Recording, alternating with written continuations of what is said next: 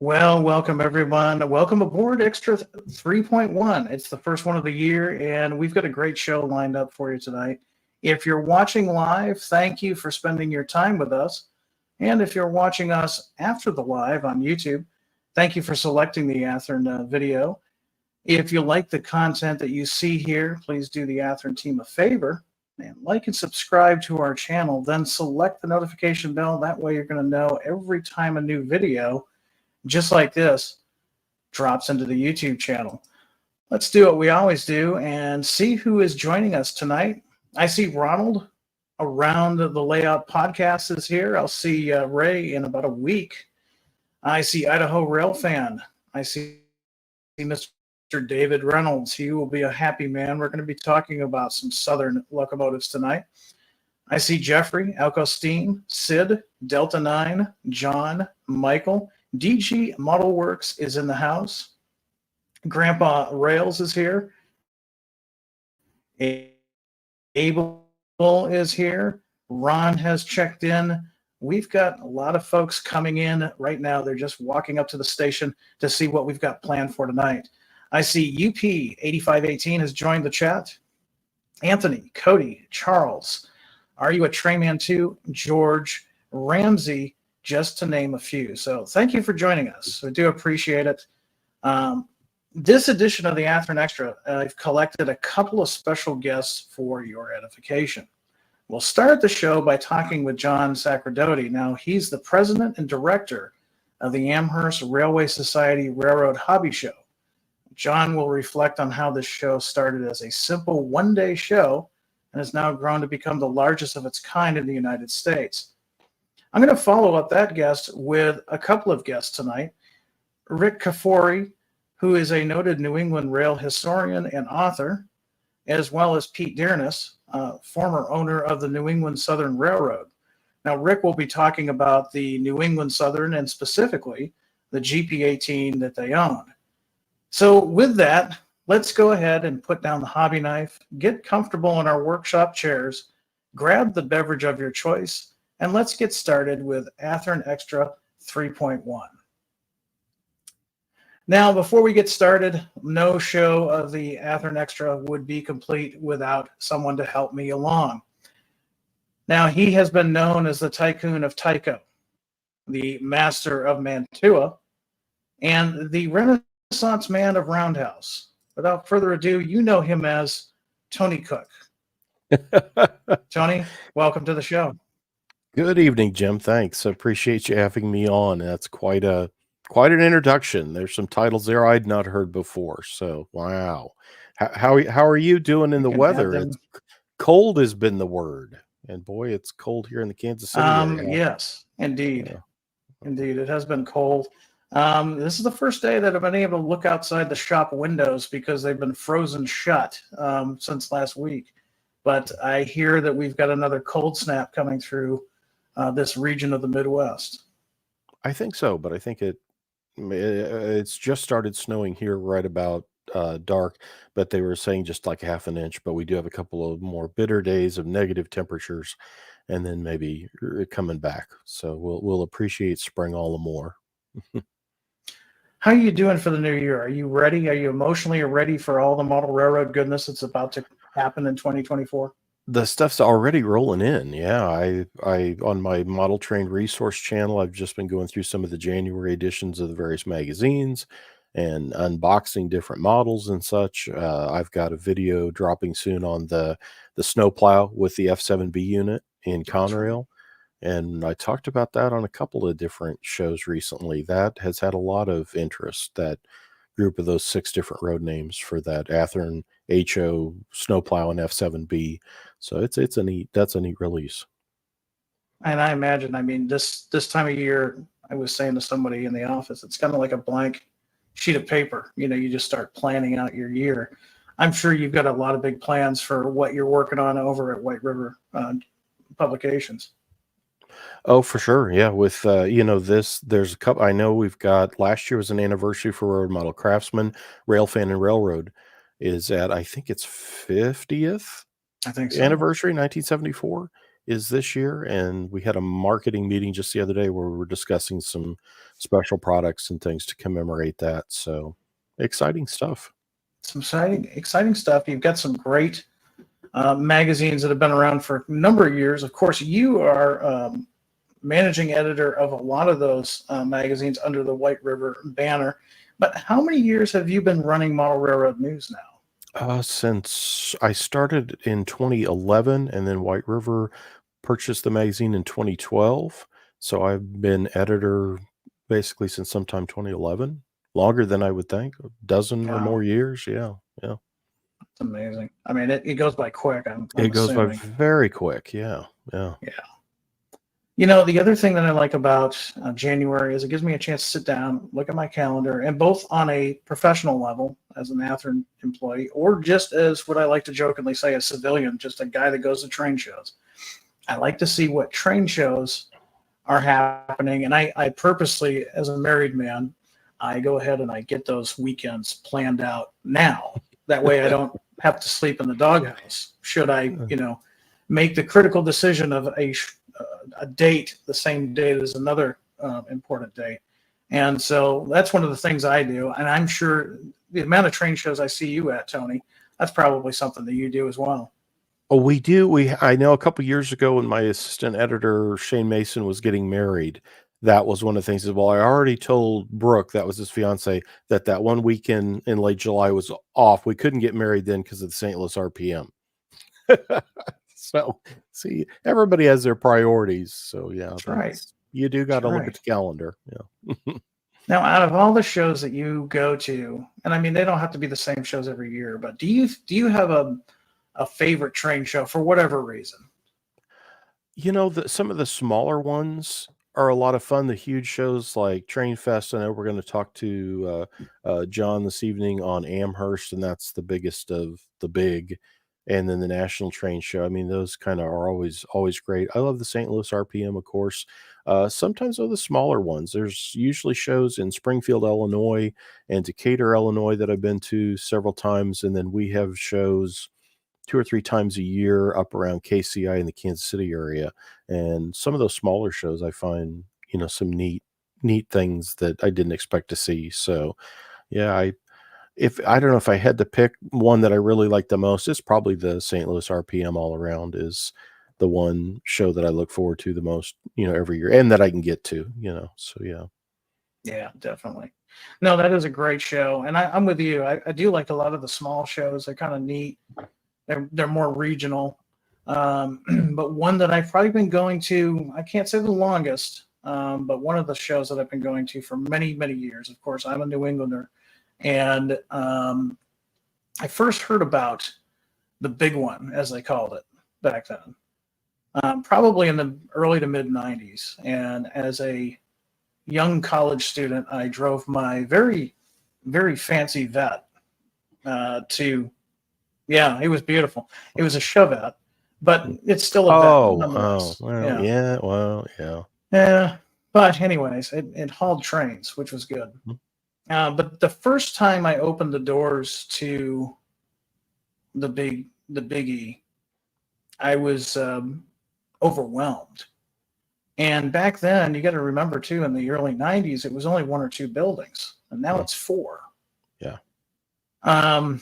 And I've got a special guest tonight. That's John. He's going to come on board and talk about how this show started as a one-day show. Has now grown to encompass 4 buildings, 2 days, and a lot of vendors, a lot of manufacturers. I want to introduce John Sacerdote to the show. Good evening, John. How are you? I'm doing well. Hey, Jim. Hey, Tone. Hey, I haven't seen you guys in a while. Yeah. Good to see you. Good to see you. This is, you're busy year round, but this is your definite busy season. Yeah, this is as good as it gets right now. This week and next, it'll be interesting. Well, I want to take a moment and thank you for coming on this evening. As I know, as you stated, this is a very busy time for you, and we'll get into a little bit about that here in a minute. John, quickly, take us back a little bit. I did some research on the show, and it started back in the 60s as a one-day show. Is that correct? Yeah, that's right. Honestly, let's take you back about 5 years more.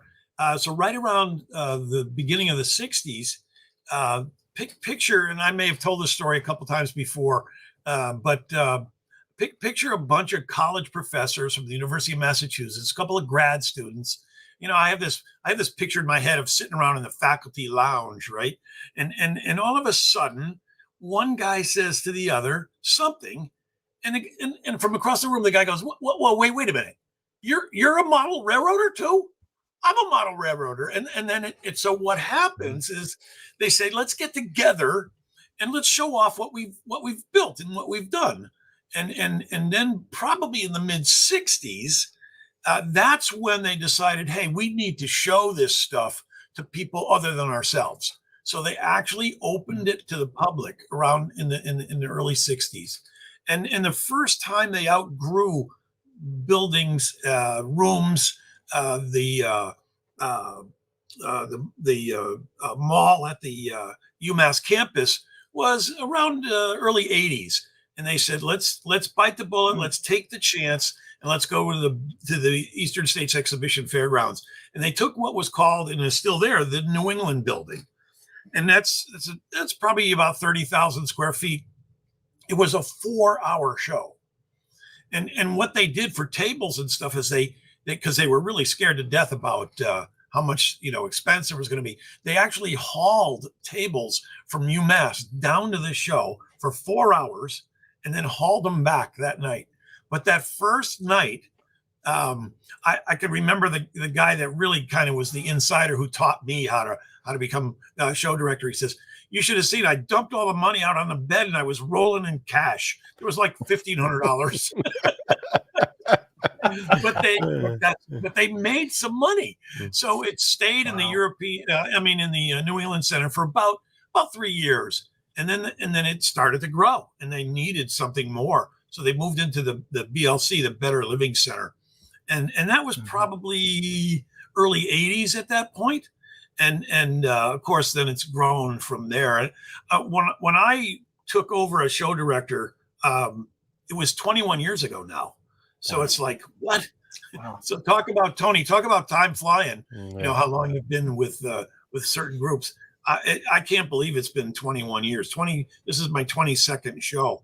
But when I got here, I said, hey, what are we doing with all these other buildings? And the reason why I was so concerned is we had over 250 people on a wait list for sometimes up to 5 years. And I said, let's get them here. And honestly, I did it for a couple of reasons. We're going to lose them. And I wanted to make more money, frankly. And then the reason why I want to make more money, a lot of you guys know, is after all this is said and done and we pay for everything, we give it away in a formal grant program. So we were able to give a lot more money away, which was fun. So now we are in 4 buildings. Sometimes people call it 5, but the Mallory complex, they have that 25,000 square feet up front, and then there's 135,000 or so in the back. So it's still only 4 buildings. It's still all the same, but there are no other buildings. If we were going to go back to New England Center and grab that, it's too far away. So it's from the other buildings. So it'd be a walk. And they use it to store everything now for their big fair that they have at the end of September. So that's the story. And it's not going to get any bigger because there aren't any other buildings. Yeah, you've literally outgrown the grounds for what you're using it for. And honestly, we take about 20,000 square feet outside now. You should see the things that are coming this year. It's like really wild. So we've got a lot of new things happening this year. So it'll be fun. John, how many folks do you think you have average each year come to the show? We have, not counting COVID, of course, because the whole world turned upside down during those years. We've consistently had over 20,000 for 7 or 8 years. Wow, and we have big predictions this year. There's something going on this year, and for the first time in my history of doing this, there's no tables. We're totally sold out. We've been sold out since prior to Christmas. Wow. And many of the hotels are full to the point where I've had to put this hotel sold out on the internet. I've never ever had to do that. Wow. So I had a cancellation yesterday, and 2 tables. And 2 hours later, a guy calls me and he says, "Do you have any tables?" I said, "Boy, today is sure lucky." And he took those 2 tables. So if someone were to call me right now, I'd have to say there's no tables. I'm sorry. Wow. But You still have the Athearn table, though, right? Oh, well, yeah, that's still there. you guys will never have to worry as long as I'm around. Well, I'm thinking of it too, John. Athearn is donating 5 Athearn Genesis locomotives with DCC and sound to the society. Yes, so you guys can use that for raffle prizes and such. And let me tell you how much I appreciate that. That is just you guys take such good care of us every year. It's really appreciated. That's why you'll have your booth until I die. After that, you're on your own. Well, we certainly appreciate it. Now, tell us a little bit about what we can expect this year. I know every year we see some amazing displays. We see some amazing, for me, my most favorite part is to see that narrow gauge steam. What other, do we have some new displays to look forward to, or what other kind of things can we look forward to? Jim, first of all, I'm going to disappoint you. The narrow gauge steam is not coming this year. Oh, no. The guys that own that. Oh, I've got something else in store in the outdoor the exhibit area. The guys that maintain that, Maine Locomotive Works, also own Edaville, and they just refurbished that whole park. And Brian called me and he says, "John, I need a year off," because they tractor trailer that thing down and they erect 100 feet of track.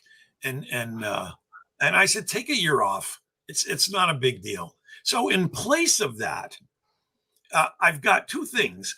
I've got a rail bus, and I mean a bus that looks just like the buses that used to ride on the streets in the 70s, but it's got rail wheels underneath it.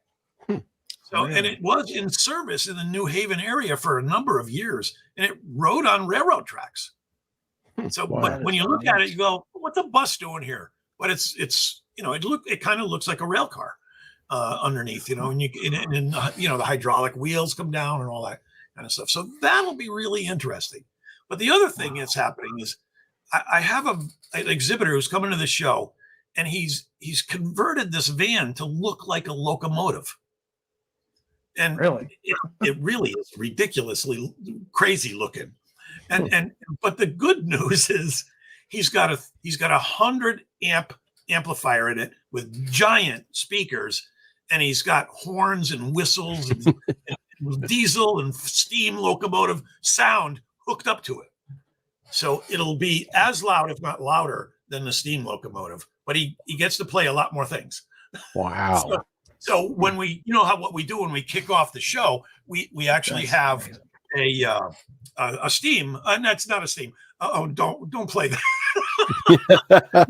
we talked about that, but before you do, let me just say we kick off the show with the diesel horn. We have a single chime horn, and we usually get into a horn war with the steam locomotive. Well, we're going to get into a horn war with this converted van, so it should be a heck of a lot of fun. All right, go ahead and embarrass me. That sounds really, yeah, that's good. Yes, we're going to embarrass you, John. Tony, I don't know if you've seen this. This is now, John, before I play this is playing in all the markets in the New England area, right? The news groups in Massachusetts, Connecticut. It's played from Boston to almost New York and all the way down to New Haven. Oh, wow. So we've got our area pretty much covered. And my wife was watching it a couple of weeks ago. She goes, "I just saw you on television." Oh God, no. Well, now you get to see yourself on television or live. Making this was a blast. It was a lot of fun. I say that, but I'm a ham at this stuff. But go ahead, roll it. All right, here we go, folks. It's Railroad Hobby Show time, the largest train show in North America. This year's show will be educational. It'll be inspiring. It'll be fascinating. Join Maggie the Railroad Circus Clown and friends. Over 350 exhibitors, over 50 operating railroads in 4 buildings. You're not going to want to miss it. The Railroad Hobby Show. And don't forget to bring the kids.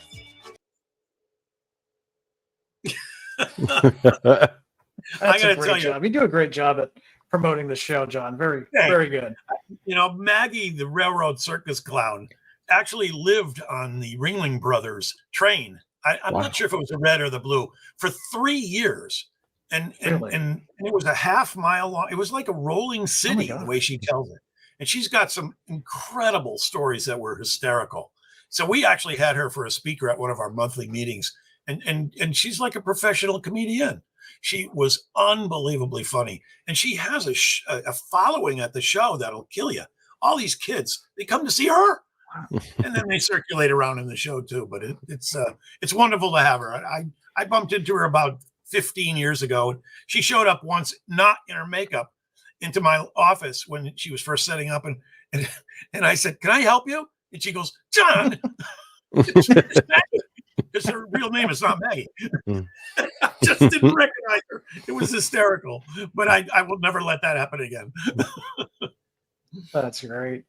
Can you tell us a little bit about the displays that are going to be there as far as like the model railroad displays? Give our folks an idea how many and how many scales and what regions even, I guess. They're not even all just American prototype. Yeah, there's 373 exhibitors this year. And on our best year, as far as numbers, we were about 415, 417. So think about it. It's probably 30, 40 fewer vendors, but we're totally full. So all that means is people are growing, they're doing better, they want more space. I was a little bit hard-nosed this year about getting contracts back, because I hate chasing contracts. I sent out 460 contracts, and we canceled about 80 of them. And I've still got a 2-year wait list. So you got to get your stuff in on time, or I just can't deal with it anymore because it's become so crazy. So people have learned, and not that I'm trying to be a hard nose about it. I'll do whatever I can to get whatever people want. But 373 exhibitors, 45 of which are new this year. And Isn't it funny that about that many are new? Anywhere between 25. This year's a little bit more. But a lot of new exhibitors, Lombard Hobbies, for example, from the Midwest, and other people want more. But there's a couple of people now. There's Mini Prints. They're going to do their usual wonderful scanning, but there's another scanning group on the block now, and he's got a very expensive HP color 3D printer. So he'll print figures, scale you down just like Mini Prints. And you could pick them up either the next day or he'll send them, but they'll be in color. You don't have to paint them. Well, I can't wait to see because I still want to see what how good the color is and all that. But that kind of stuff. But a lot of new hobby stores that have been around for a while. So A&S Hobbies, for example, they had 3 tables last year. Now they want a 20 by 20 booth this year. So people are just going wild. So when I hear that the hobby's dying, not happening, so. I don't believe it for 1 second. I don't. There's just too much going on. They're a little crazed in the UK right now with the closing of Hatton's and the Worley show just folded too. Yeah. But then we could talk more about that offline someday, but that's got nothing to do with the state of the hobby. That had something to do with very specific individuals that just either messed up or got too old and they don't want to do a show anymore. So, it's that kind of stuff. So I truly don't believe for 1 second that we're not going anywhere but up. So, and other exhibits, the NMRA is going to have another booth there. I had Gordy Robinson say to me last year, this is funny. He goes, "John, we want to have our international board meeting there because more people go to your show than go to the national show." I said, "Let's do it. Are you kidding me? Hmm.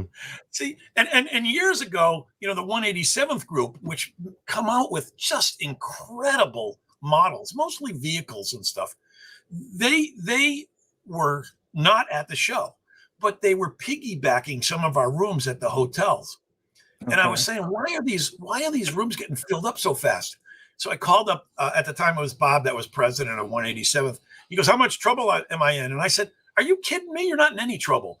You're renting a hall in a hotel that's too small. Come to our show and I'll give you all the tables you want, except for those that are selling for free, just a display. He goes, are you serious? I said, why would I not?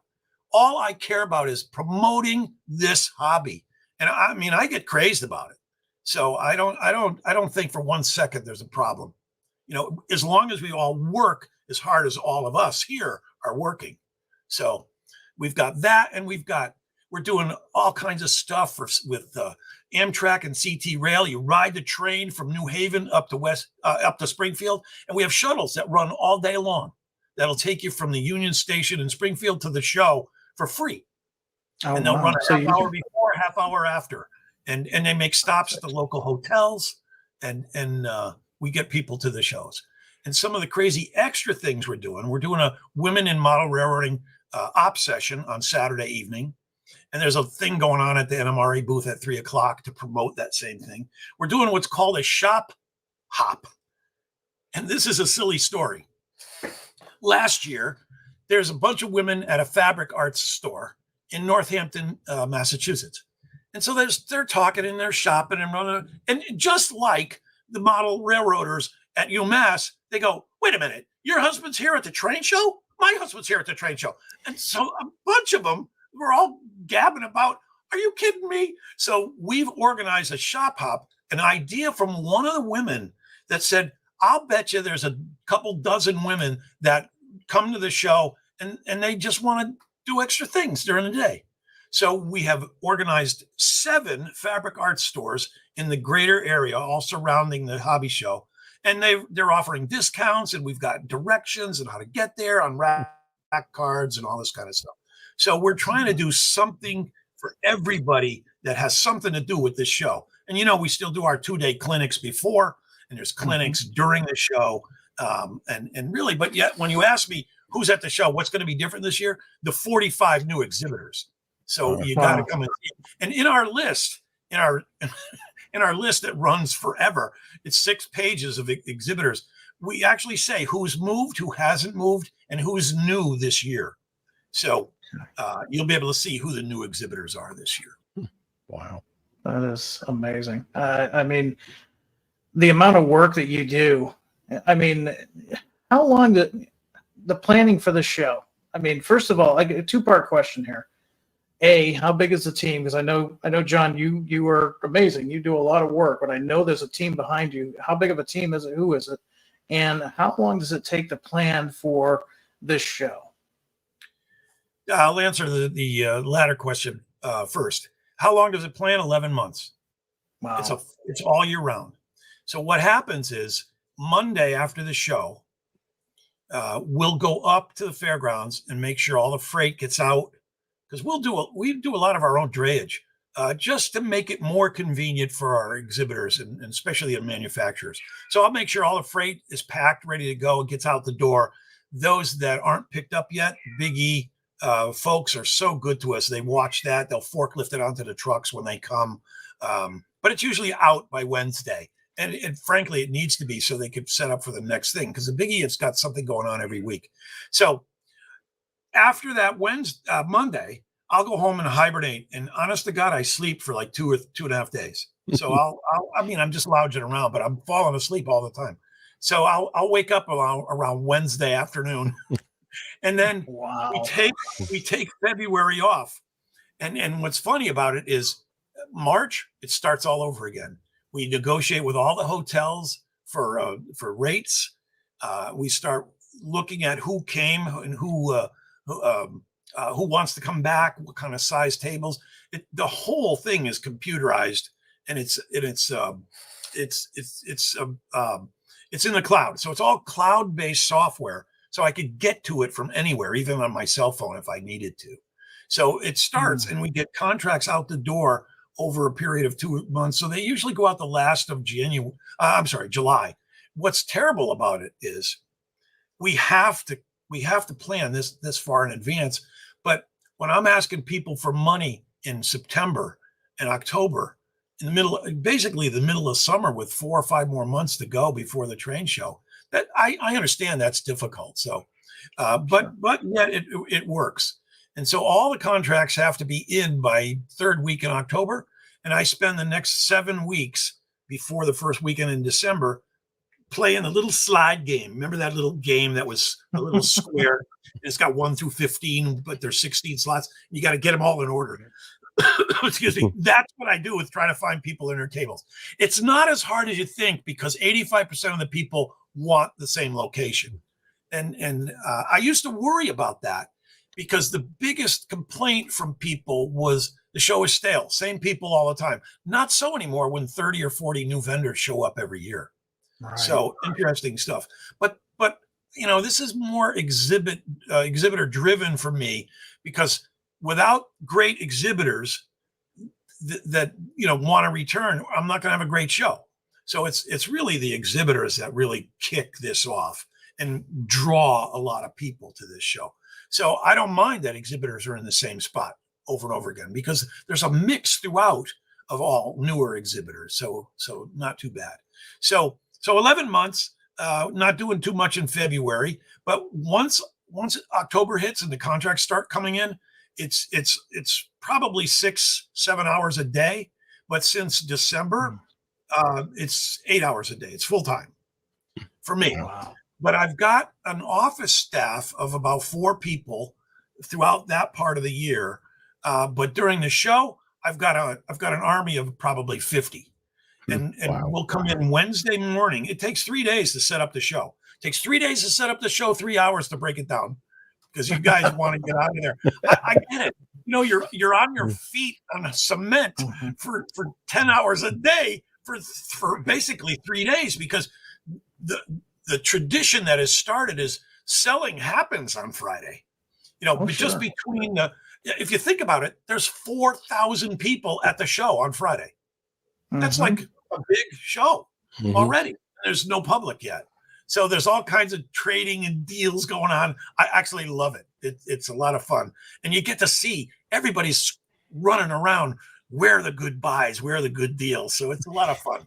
But we start on Wednesday morning. We chalk all the floors, and it's different every year just because of the things that people need, the size of the space and stuff. So we chalk the floors, and where it's chalked, there's a team setting up tables right behind them. And so that has to be done by Thursday at 5:00. Then we have the Boy Scouts come in. We give them a sizable donation. They come in and they put chairs on every table and they mark with index cards and tape them down to every table. So you know what table is where, what section, all that kind of stuff.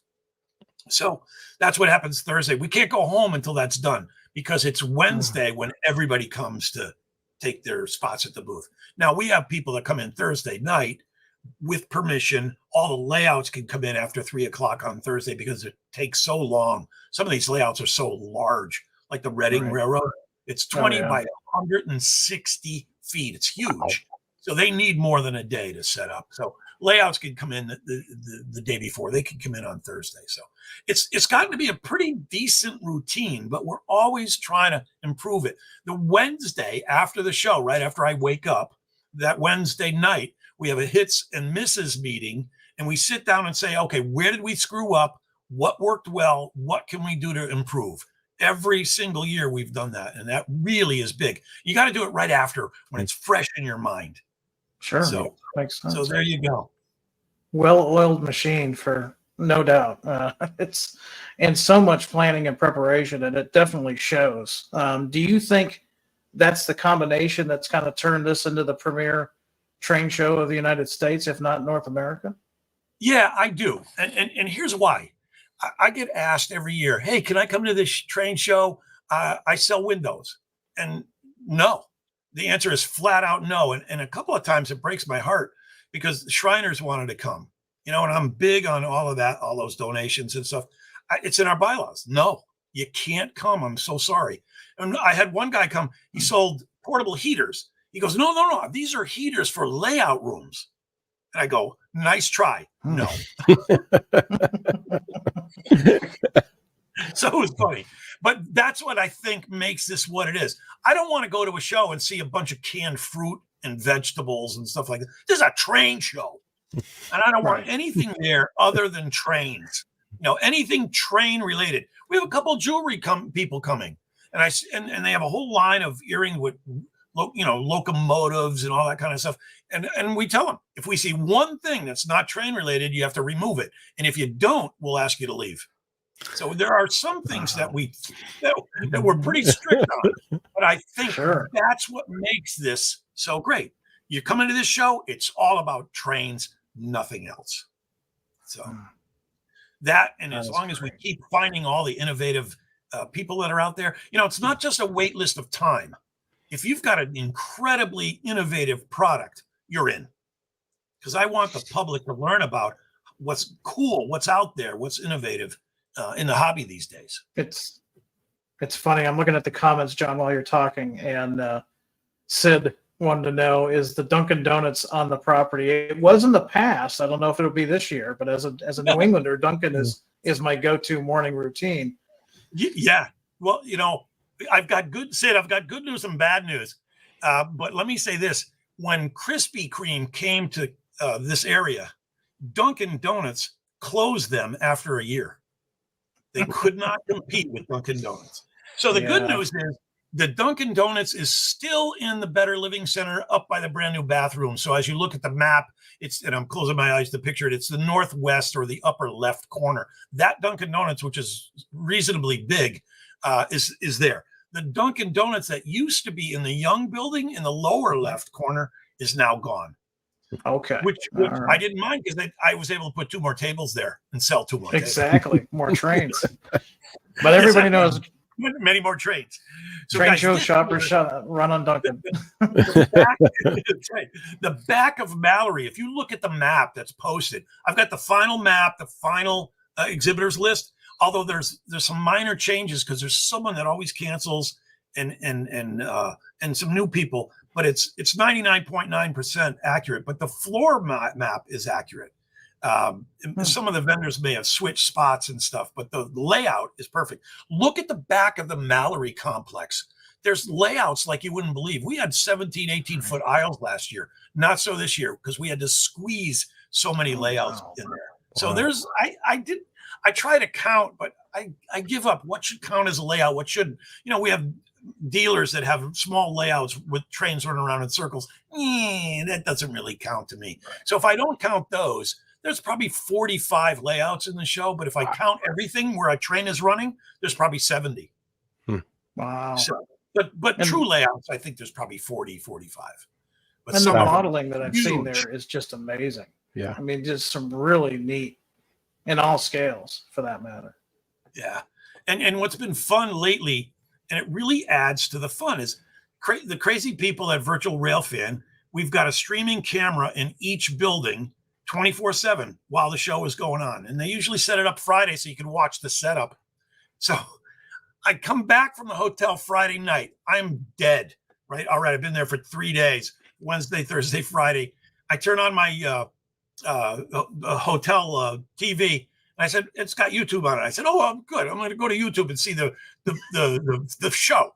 There's 100. It's 11, just after 11 o'clock at night. There's 109 people watching. And I go, wow. What could they possibly be watching? They're watching the guards walk around. All the tables are covered. And then I'm watching the comments and I'm dying laughing. Because they say, which way do you think the guard is going to go when he gets to the end of the row? Is he going to go left or is he going to go right? I shut it off. I said, no, this is too much. Oh, wow. But I love it. I love all of it just because people are so crazed about this stuff. I think it's a wonderful thing. And that's changed a lot. You talked about how you've done this for more than 20 years now, 21 years, but that virtual or video end of it, like our Otto Vondruk, the editor of Urban Model Craftsman, will be there, and he goes around and talks to people, does interviews, shows things. So for the folks that don't get there or wonder how neat it is, yeah, whether it's the virtual railfan things or on Railroad Model Craftsman's Facebook page, it is you at least get to get some of the experience of the show if you Yes. can't make it to the show. And that is something in the past you never knew. Those mornings That's- the show would hit, it's, has anybody heard any announcements? Does anybody know about any good deals? What's happening at the show? And now you get like live reports, you know, Yeah. of things that are And I've going seen on. auto stuff, and it's a lot of fun. So it's good. John, I'm getting a question in the comments. A lot of people, myself included, and I'm assuming Tony, are really impressed with your amount of orchestration with the show. JD Boyd has a quick question. Could you give us 30 seconds to ask John about his professional background? He's a big fan. Well, thank you for that. I appreciate that.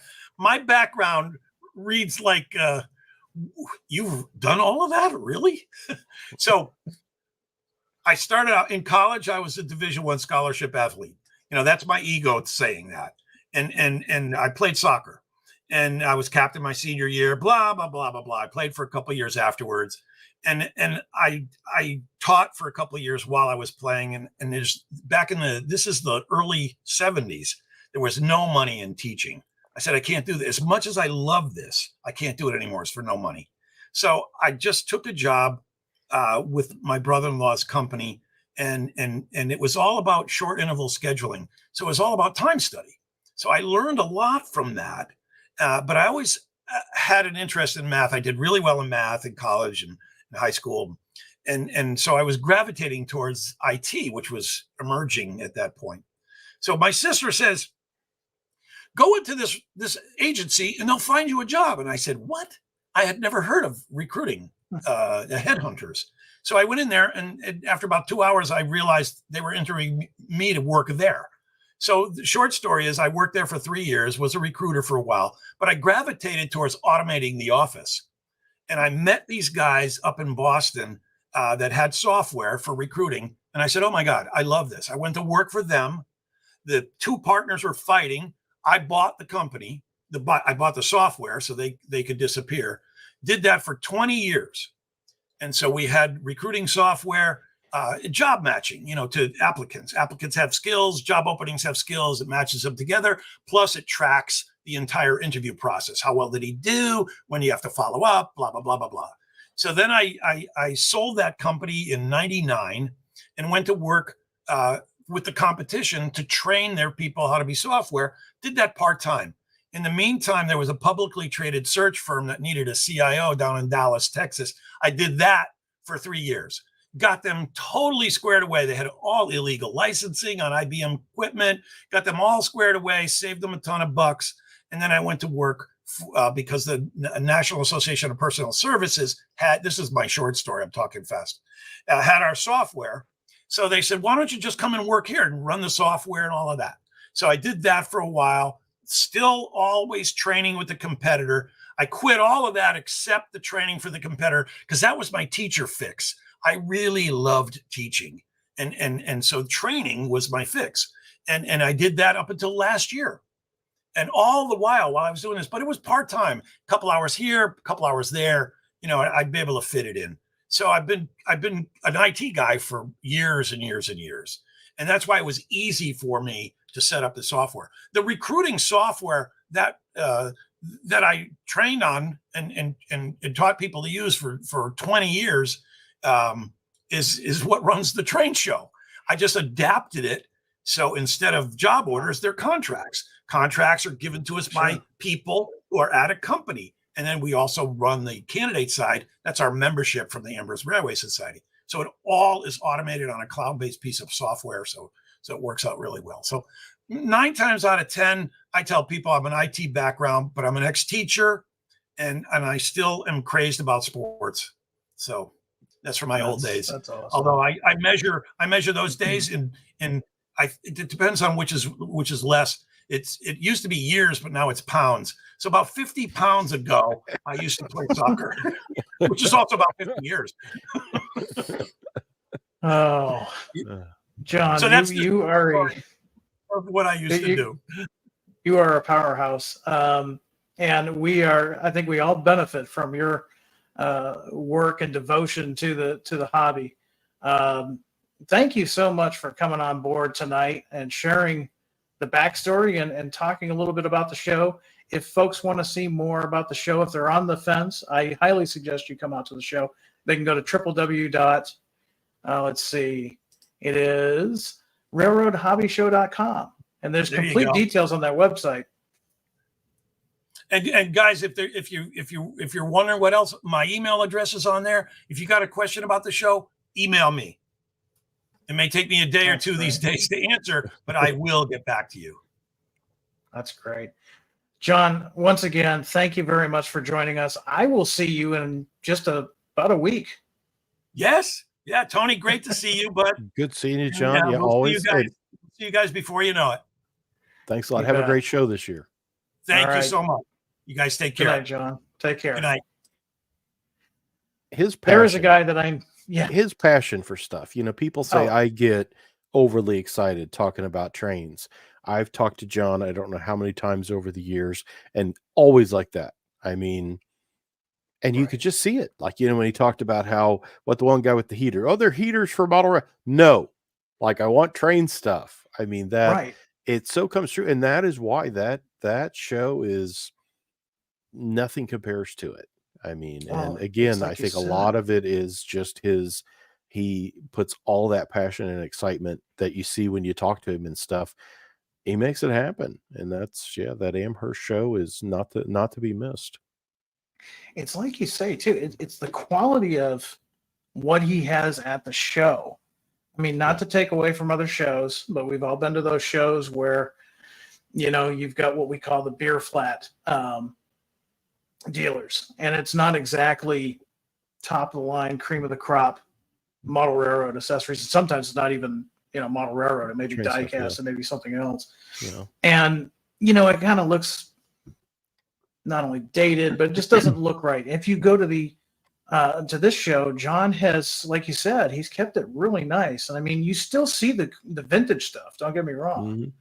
You're going to see some great deals on vintage stuff. I've seen things at Amherst that I never have seen on eBay or other places. Like, wow, there's a new in the box, whatever Athearn train set that I knew was in the catalog, but I've never seen one before. So just for that kind of stuff, it's worth a trip to go. But yeah, it's an incredible show. It is an incredible show. And by the way, folks, if you are going, do look up the Athearn booth. We're going to be there. We're going to be in the Mallory complex. We're booth number 126. Now, myself, I'm going to be there, but also John Stackpole, he's our lead product developer. He's going to be there. Mark Williams, he is the guy they consider the category manager. He basically herds all of us kittens. He makes sure that John and I are staying focused on our jobs. And new this year, we're going to have product developer Robert Kenderdine. He is a new hire. I met him for the first time last year at the show. Now he's an employee. He's going to be there. So we're going to have a full crew. And again, that's going to be booth number 126. And that's in the Mallory complex. And we've got some nice stuff to show you. We've got some things that you guys have not seen yet. And I'm excited to show you what those are. But that's for next weekend. So a lot going on, isn't there, Tony? As always. And again, for what on the raffle thing, you said there's going to be 5 Genesis locomotives that's in the general raffle for, I guess, when you buy your admission, is it? I forget how that works, but that you're involved in that this year too. Yes. I mean, that is something that we started. I think last year we started it. This year we went ahead and got him 5 locomotives, and I picked them myself. So I tried to pick railroads that were somewhat regional to the area, you know, not quite. There's one BNSF in there I had to sneak in, but we've got a little bit of a mixture of things. We've got ES44s. We've got we've got a GP9. We've also got the new MP15. So that's going to be a great winning prize. But yeah, there's going to be 5 of those Genesis locomotives. And of course, they will be DCC and Tsunami 2 equipped. So yeah, right out of the box, ready to go. And yeah, so looking forward to that. You know, something else I'm looking forward to is the GP18s that we announced this past February. or sorry, January. And Tony, you got me some great pictures of these guys. I mean, GP18, that's kind of the last of the first gen Jeeps, isn't it? Yeah, very much so. Yeah, the Jeep 7, Jeep 9, and then the 18s kind of are that crossover piece in the late 50s into the early 60s when the Jeep 20, Jeep 30, and those came along. But yeah, the 18s, I remember when you guys were announcing that project and looking for pictures on those things. And Right. that's a fun piece that I think deserves more attention, because the 7 and 9s tend to be what you think of when you think of those early first generation Jeeps. But yeah. Oh, totally. And I mean, I'm gonna nip it in the bud, as Barney Fife would say. I know there's a bunch of you guys out there that want the low nose. Hey, I modeled the Boston and Maine. Who wants a GP18 low nose more than me? Here's the thing. We do know your requests. We are working on stuff. If there was a way we could somehow clone John and Janik, we could get all this stuff done quicker. But unfortunately, I think there's laws against that. So yeah, for right now, our product developer guys are right out straight. I really do mean that. That's not an excuse. If you don't believe me, talk to John next week in the booth. That guy is currently busy on so many projects. But we do know that in the future, there will be a low-nose GP18. Oh, nice. But you know what amazes me about the GP18 is these guys lasted not only into the 60s and 70s, but the 80s and the 90s and the 2000s into current day. Some of these are still, earning their keep on some capacity as we speak. That kind of is my segue into our next guest. We're going to be talking about a specific GP18 that is still earning its keep, although it's no longer New England Southern. It is now New Hampshire North Coast. But somebody that we would consider as a well-versed in the New England Southern as well as the GP18 503. In fact, he helped our researchers conduct the research on the New England Southern that is the Athearn Genesis model this month. Now, Rick Kfoury is currently the editor-in-chief of the Boston and Maine Historical Society, as well as the host of the Society's YouTube channel, Minimum Tales. He recently authored the book Queen City Rails, as well as a book on the New England Southern. Rick grew up in New Hampshire, only witnessing the ghosts of the Boston and Maine. However, the remnants were enough to stir his interest in the iconic New England Railroad. And joined with him tonight is the former owner of the New England Southern, Pete Dearness. I want to welcome these gentlemen aboard. Gentlemen, welcome. Hello. Hello. So glad you could join us here this evening. First of all, Rick, I want to start with you. Tell us a little bit about your background, how you got into the railroads of New Hampshire. Yeah, well, actually, this locomotive was a very big part of that. When I was probably about 5 or 6 years old, about 2000, 2001, my mom in the summertime would try to find things to do with the kids to keep us busy during summer vacation. And knowing that I was a rail fan, even at that age, it was perfect excuse to go out for the day and go look at trains. So we would go up to the coal plant in Bow, New Hampshire, and look at the Norfolk Southern 6 axles that they would lay over there at the coal plant. Sometimes there was Conrail stuff mixed in there, still kicking around, Union Pacific stuff every once in a while. And then we go up to Concord and look at the green diesel, as we called it back then, number 503, which I didn't know what a GP18 was. I didn't know what an EMD was, but I knew that this was a big green engine with a big red New England on the side of it. And so it's probably one of the only locomotives that I have active memory of from when I was that young. Probably one of the very first engines that I remember seeing and paying attention to.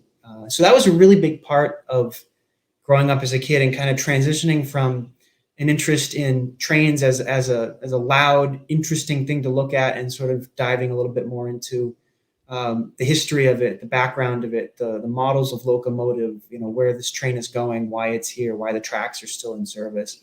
So yeah, New England Southern was definitely a very big part of getting me into the hobby in more like academic sense, I would say, than just, your childhood interest in trains, which, let's face it, most kids are into trains when they're kids, but it doesn't always translate into a lifelong interest. So that was definitely a very big part of it for sure.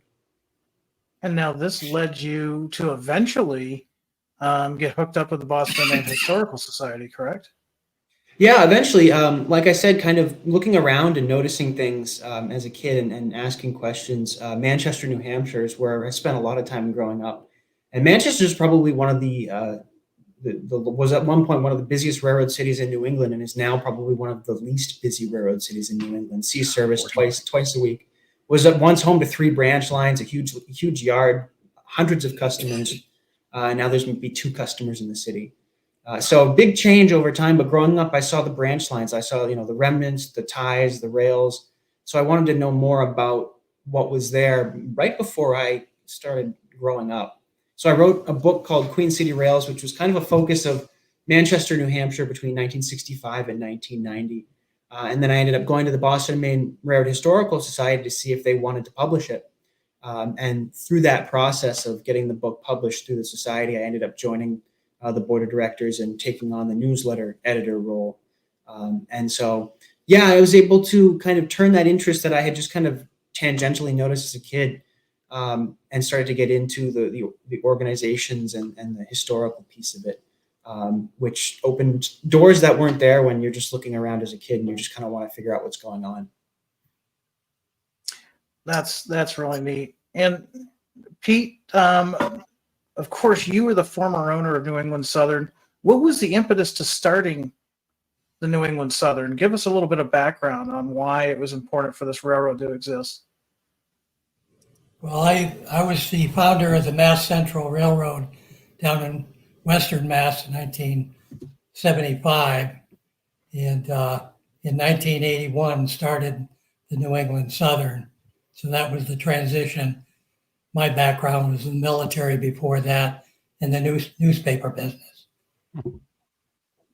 That's great. I remember probably this is where, Tony, I cut my teeth in rail fanning, was watching either the Bow power plant power come into Concord, or seeing that big green locomotive trundling about down at Blue Seal Feeds, which was a big grain elevator for us New Englanders anyways. And a lot of good times. Now, Pete, before 503, you were pretty much using, if I remember right, it was a Maine Central locomotive, wasn't it? Yeah, well, we bought the 503 and the 302 out at Silvis out west, and while it was being rebuilt and painted, we leased the 581 Maine Central Jeep, and we had that for probably 3 or 4 months, and then these 2 units. That's the real number board in back of it, right there, for the 503. So this is definitely authentic, anyway. Yeah, that's neat. And of course, And 503, she went on to serve for, it was New Hampshire North Coast, correct? Yeah, we had the 503 probably for 12, 15 years. Then it was idle for about a year, and then North Coast got it. When we first started out, we were operating 73 miles, basically Concord North, on the state-owned line. And we had the 2 state-owned locomotives, a 44-tonner and an Alco. And then I approached Alan Dustin, who at the time was the head of the Boston and Maine. I was co-chair of the Massachusetts Rail Association because of my efforts at down there in Massachusetts. And I approached him about coming up and operating the Concord yard area. He said, no, we want you to come down to Manchester. So that's how we expanded. And that's when I had to lease those 2 engines. And then it wound up, instead of leasing them, I bought them. And, the rest is pretty much history. After that, we had 2 other locomotives, Jeep 2300 and another ex-Conrail unit. Now, I just put a picture up. This is one of the pictures that Rick sent us. And boy, this is a scene that I know quite well. Spent a lot of time where this picture was taken. Set us the scene here. We know we're in Concord, New Hampshire. We see the the switch tower behind it. That bridge has changed since since that picture has been taken. But give us kind of a set the scene here in this picture, if you would. Yeah, that's at the south end of the Concord Yard near the shop area. There's a big restored gas holder building where they used to bring in coal and use the gas for the street lights and heating of all of the government buildings. That's right across from this tower. The tower right now was partly demolished by CSX. It was not planned, but we're hoping to restore that. That used to be our office for 25 years, the Concord Tower. And there are two remaining sidings north of there, brand new bridge, as you just alluded to. And then at the north end is where the state owns trackage for the White Mountain branch. But there used to be 5 railroads. That's sitting on that picture is the engine sitting on what used to be called the Suncook Valley Railroad. So that line went south to Blue Seal and then easterly and northerly from there. And then at the north end of town, you had the Claremont Concord, the Northern and the White Mountain. And then, there was passenger service, CP. And when we took over about a year before, they stopped running rail cars down to Massachusetts for a test 1 or 2 years. And that was the end of it. Oh, the passenger service, yeah. Right. Yeah. Okay. Now, Well, the when Blue you Sea- took over, sorry, go ahead, Pete. No, I was Blue going to ask Sea- you. Blue Seal feeds, we used to do 800 cars a year. Now they do less than 50. Yeah. Oh, wow. Because CSX comes up there to Concord once a week. We did 5 day a week. Yeah. That's the benefit of the short line operation, is the Sure. frequency, the dedication. When I started the Mass Central, there were 220 short lines in the Short Line Association. Now it's the Short Line and Regional Railroad Association. There are almost 640 short lines. So as the 8 class 1s got bigger and bigger, they got further and further away from service and their customers. And so these people like myself have started these short lines and regionals. And as you know, they do probably almost a third of the freight traffic now. Wow. Now, how many customers were north of Manchester that you service, online customers north of Manchester? We had 3 there were only 2 in Bow at the time, and then we supported the power plant. There was a company in there called Reed Minerals where we shipped out the fly ash.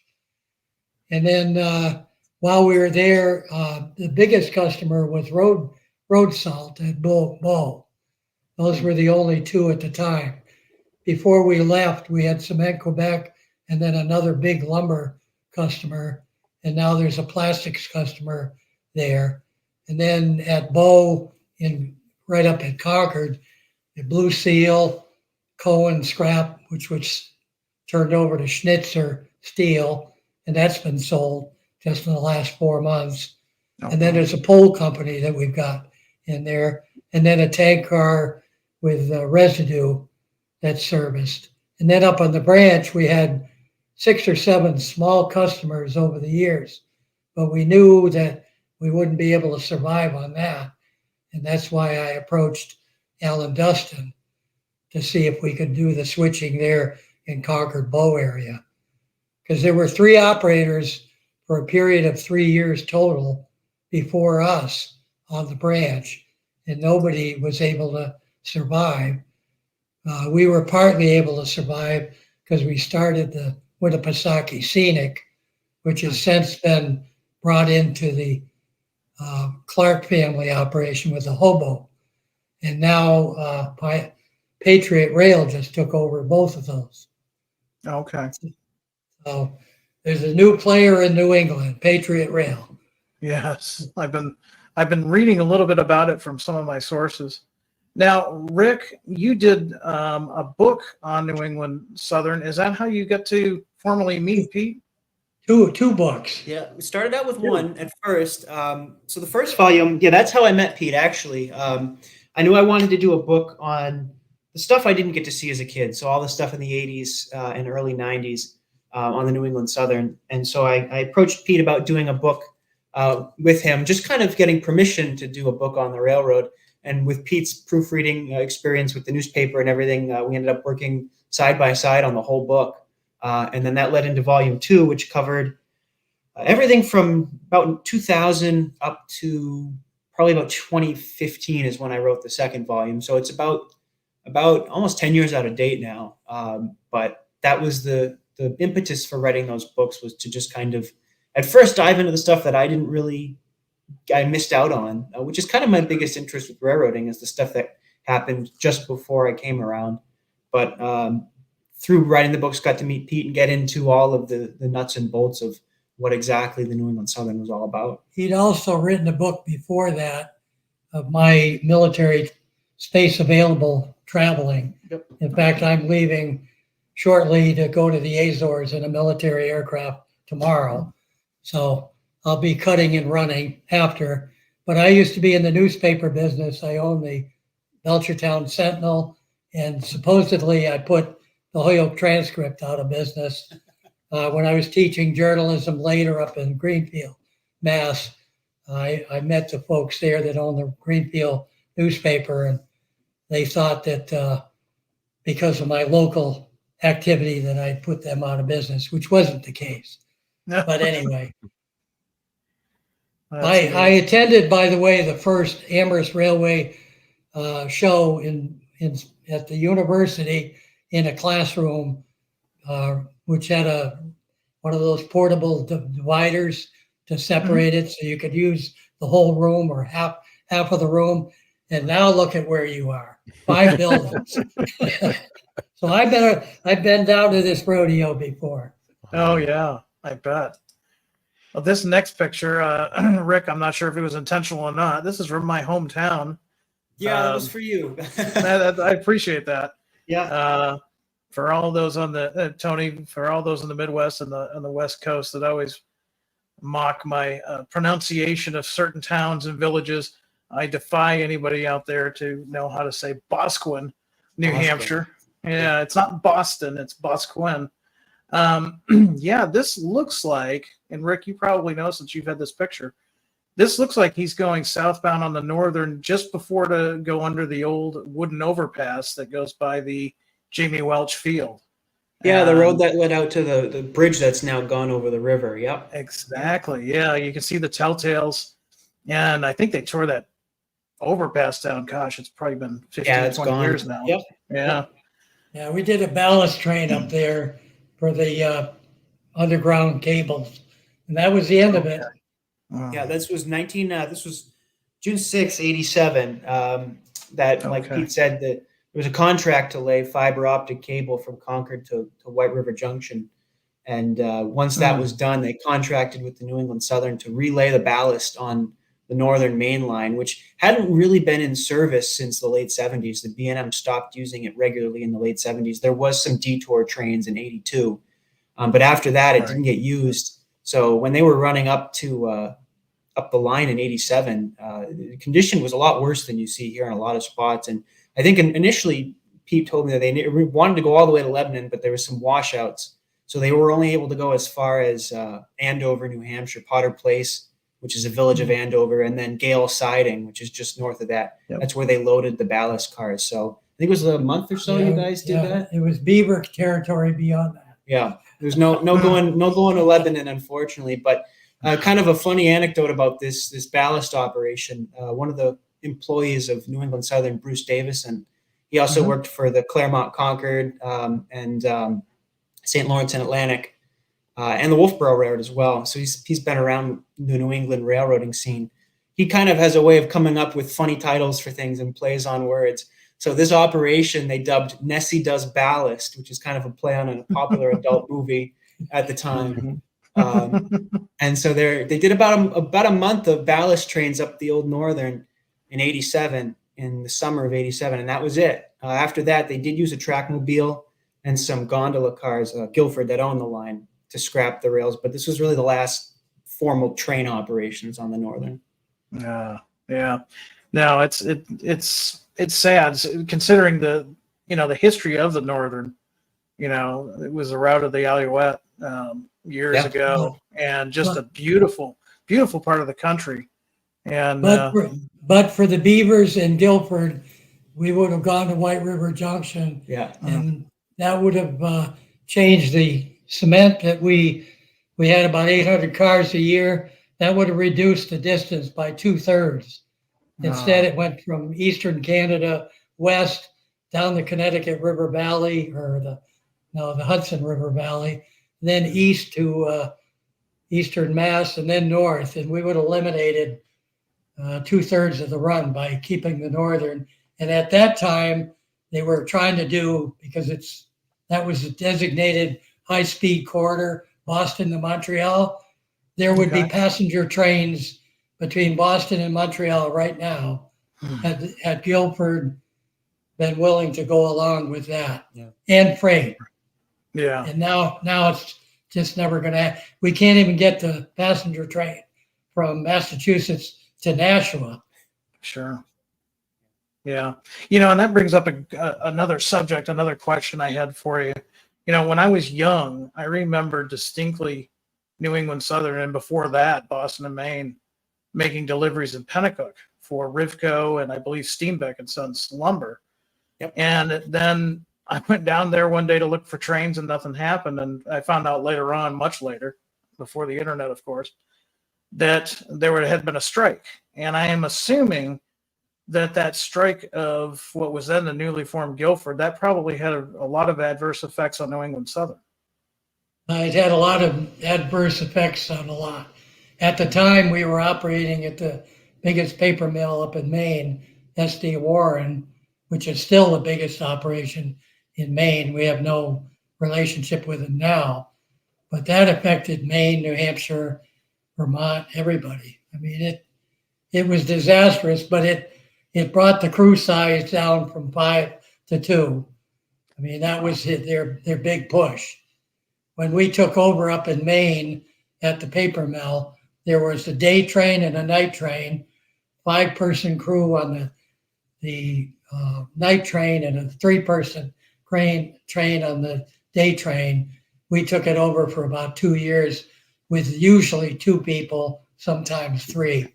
So there was a reason. I mean, that was all of the railroads, the big railroads were trying to get down to 2-person crews. Mm-hmm. Wow.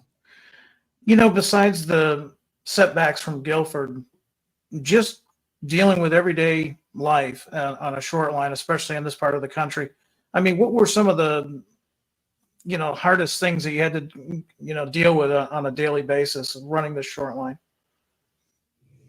Well, we didn't have any difficulty getting good people. We wound up being a kind of a training railroad. Probably 2/3 of our people wound up at B&M or New Hampshire North Coast or St. Lawrence and Atlantic, all the other railroads. At that time, luckily, getting help was not a problem. Whereas right now, that's a really big problem, getting people.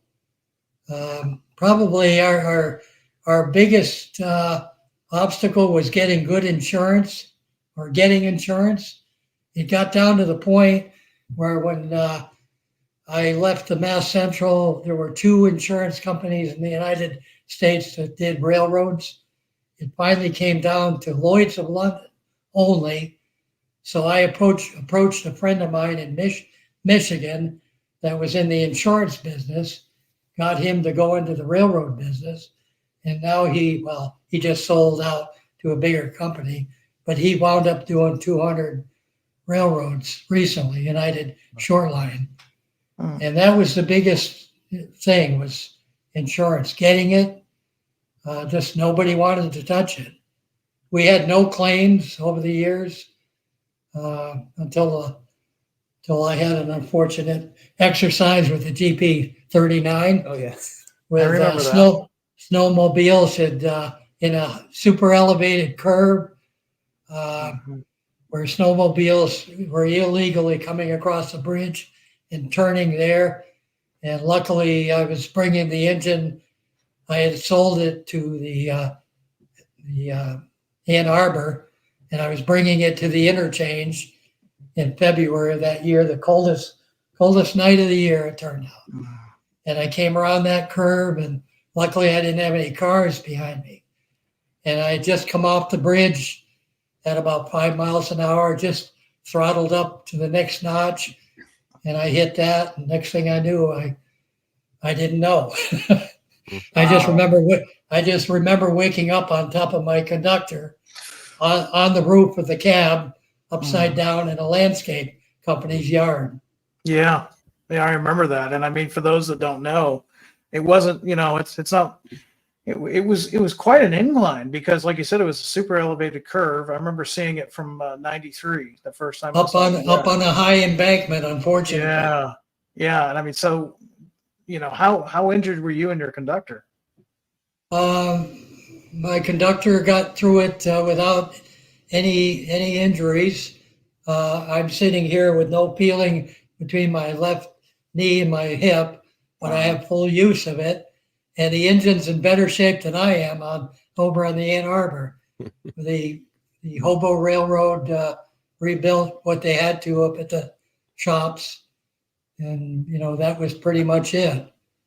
So I wound up in the hospital for, I don't know, 5 or 6 days, but we all got through it pretty well.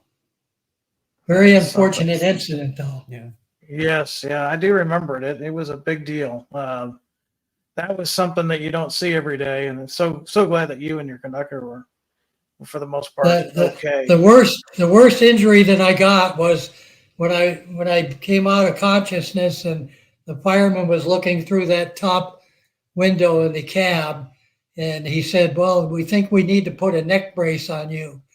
And they took that window out, and he put his head in to reach in and put the neck brace on me, and his plastic protective helmet on his helmet came down and broke my nose. Oh no. Oh. Rick, question that was the most painful part of it at the time. I would imagine. Yeah, that sounds rough. Steven's got a great question here for you, Rick. He wants to know, where can you purchase the books on New England Southern? Yeah, so these two books, these were the first two that I wrote. So they're self-published. They print on demand. So if you just Google New England Southern Railroad book or my name, you'll find it. It's also on the website called Blurb, BLURB. So if you go there and look up New England Southern Railroad, you'll find both volumes there. Now, just out of curiosity, will you have those books with you at the Boston, Maine Historical Society booth, or they? No, unfortunately, I've never carried them physically because you have to buy them to order. So I'd have to buy 20, 30 copies at full price and then mark them up even more. So if you want them, I'd recommend just going to the website and ordering them. They'll print them and they'll mail them to you. All right. They are pretty easy. Now, Tony, I want you to take a look at we've talked about this in the past. I've told you my fascination with a Boston and Maine wigwag signal. Take a look at the signal here. This is in Franklin, New Hampshire. Wow. I don't want to get Pete mad, but the last time I was in this area, I was on a snowmobile, because this is now a snowmobile trail. So forgive me, Pete. It's West Franklin. Yeah. This must be the ballast train that you were talking about earlier, right? In Yes, 87? that's it. Okay. Yep. There were like three cars in the caboose. Yep. That's neat. Those are now over on the Battenkill Railroad now. Oh, okay. That was my Hopper next car. question. Now, you guys also had a GP7. What was the 302. lineage of that? Where Those did are that come both from? Rock Island. Oh, they were both Rock Island. Okay. Yeah, I bought them both at the same time at Silvis. Yep. And they put most of the work into the 302. Into the 503, and very little work into the 302, which is now on the Hobo Railroad. Okay. they chop nose that. Wow. Now, I seem to remember probably back in the 90s, mid 1990s, New England Southern, for a couple of weekends, maybe in the fall, you were running like a scenic rail journey up to, what was it, Northfield and back? Yeah, that was Okay. the name of that was Granite State Railroad. We ran that Okay. for a couple of years with 2 coaches, and we've sold that name to the hobo people, and I think they've renamed the tourist operations up north now, Granite State Scenic. Okay. Okay. Now, one of the things that I knew about, and you can expand on it a little bit too, is New England Southern still around. You don't own it anymore. Vermont Rail now owns it. Tell us a little bit about that. You know, how'd that come about, and where do you see that going? Yeah, I sold that about 3 years ago, and hopefully this year, a gravel operation that I started working on 7 years ago now, I think, hopefully will start from Tilton up on the branch and go down to Lowell Junction in Massachusetts. Probably a unit train, probably 3 days a week. Oh, wow. Neat. Other than And- that, there's one other customer up there, 3M Corporation. And okay. there's clay from Georgia that goes up to a little specialty paper mill. Okay. Now, you had moved your operations at one point from Concord to Canterbury, and Yes. that had something to do with Guilford/Pan Am, correct? Correct. When they canceled, unfortunately, the language in our contract with Alan Dustin, who we signed the contract with, and then a month later, Guilford took over. Unfortunately, there was a clause in there where they could terminate a lease without cause. And they claimed at the time that we weren't maintaining the trackage that we had, which when you looked at their track compared to ours, it was a kind of like some of the political scene that you read about nowadays, where up is up and down is down and Sure. whatever. But as a result of that, we moved from the tower up to Canterbury, and we added 2 sidings to the main line and the siding that was there. And we got a military train that went to Michigan twice a year, hauling military equipment. So that kept us alive, thankfully. I'm going to take you back to a memory, and I know, Pete, you don't remember this because this was probably about 30 years ago. When you were in Concord, a young, short New Englander walked into that tower and asked for a job. And I remember you looking at me and saying, well, are you good with a shovel? Because at the time it was track maintenance that you were needing. So that's funny how you reminded me of that. I tried to get my start in the full-scale railroading. I think that was back in the 90s, like I said. And that tower, you said now that CSX owns it, it's kind of under threat of being torn down, isn't it? Well, they showed up about 3 months ago to supposedly, they hired a company to check for fiberglass, used needles, whatever. And unfortunately, they didn't have a building permit. And that company started demolishing it, took out all the new windows that I had put in 25 years before, took the slate off of the roof. And I own an RPO car and a box car nearby, and I happened to come upon the scene and went out and talked to the flagman, CSX, and inquired, what are you doing? And anyway, the long and short of it, we stopped the demo.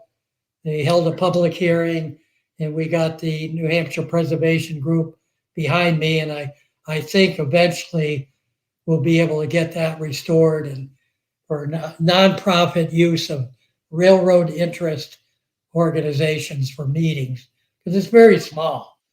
It's a solid building. Oh, yeah. But now they're going to have to do what I did in 1984, 85, put new windows in it, new roof, which is exactly what we did. It was in the condition that it's in now. We took it over from the B&M. There's Right. pictures around with our engine there when we took over, with grass and brush and no windows and holes in the roof. So yeah, history repeats itself. Yeah. Now, Rick, you've been a strong proponent for New England Railroad history and, of course, preservation. The tower being one of them. There's another preservation effort on your radar right now. Can you take us, give us a few minutes of a rundown on what you're currently trying to save? Yeah, I assume you're referring to the 1127. Yes. Yeah, so it's actually very much tied in with this story. The White Mountain branch of the Boston and Maine. For a long time, the Boston and Maine had an SW1, Phase 2 SW1 that they stationed in Concord Yard, the 1127, and it was kind of famous for being based in Concord, switching the yard. But it also ran freights up the branch towards the Lakes region and the White Mountains. And the interesting thing about this SW1 was that it was the only B&M SW1 that had a capability for MU, multiple unit control, which was actually done in-house about 6 or 7 years after the B&M bought the unit. The Concord shops right there in Concord, New Hampshire, which was one of the largest shop complexes on the Boston and Maine. They outfitted this SW1 with MU. So what they would do is the Boston and Maine would take the 1127 on the lead and MU it to a GP7, and then take the local freight up the White Mountain branch. They get about halfway up the branch, they disconnect the SW1 and the heavyweight GP7. The train 7, the SW1 would serve a lightweight branch line that came off of the White Mountain branch that still had wooden trestles and light rails. So it was a very versatile locomotive. It was probably the most photographed SW1 that the Boston and Maine ever had. It's tied in with this part of New Hampshire in a way that locomotives usually aren't, with geographic locations. And then after that, it ended up going to East Deerfield, Massachusetts, at the Boston and Maine Yard in East Deerfield, and it was used on the Conn River line down area too. So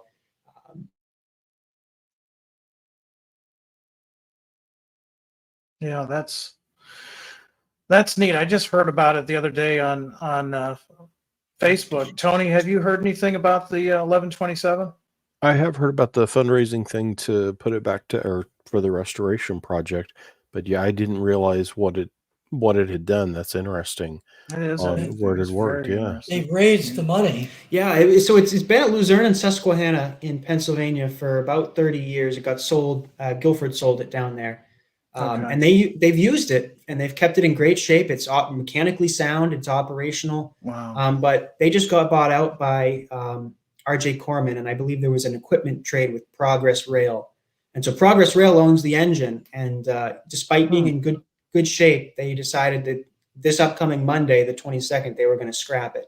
So in the Wow. last few months, a couple of people, Connor Marr and Mike Labouliere and a couple other people in the preservation and railroad scene started to organize an effort to save the engine. And they've been going all around New England talking to railroads and groups and organizations. And finally, they found Danbury Railway Museum in Connecticut, who was going to purchase the engine and house it in Danbury. And just last night, they started a crowdfunding effort to raise some of the funds because Progress wants $50,000 for it.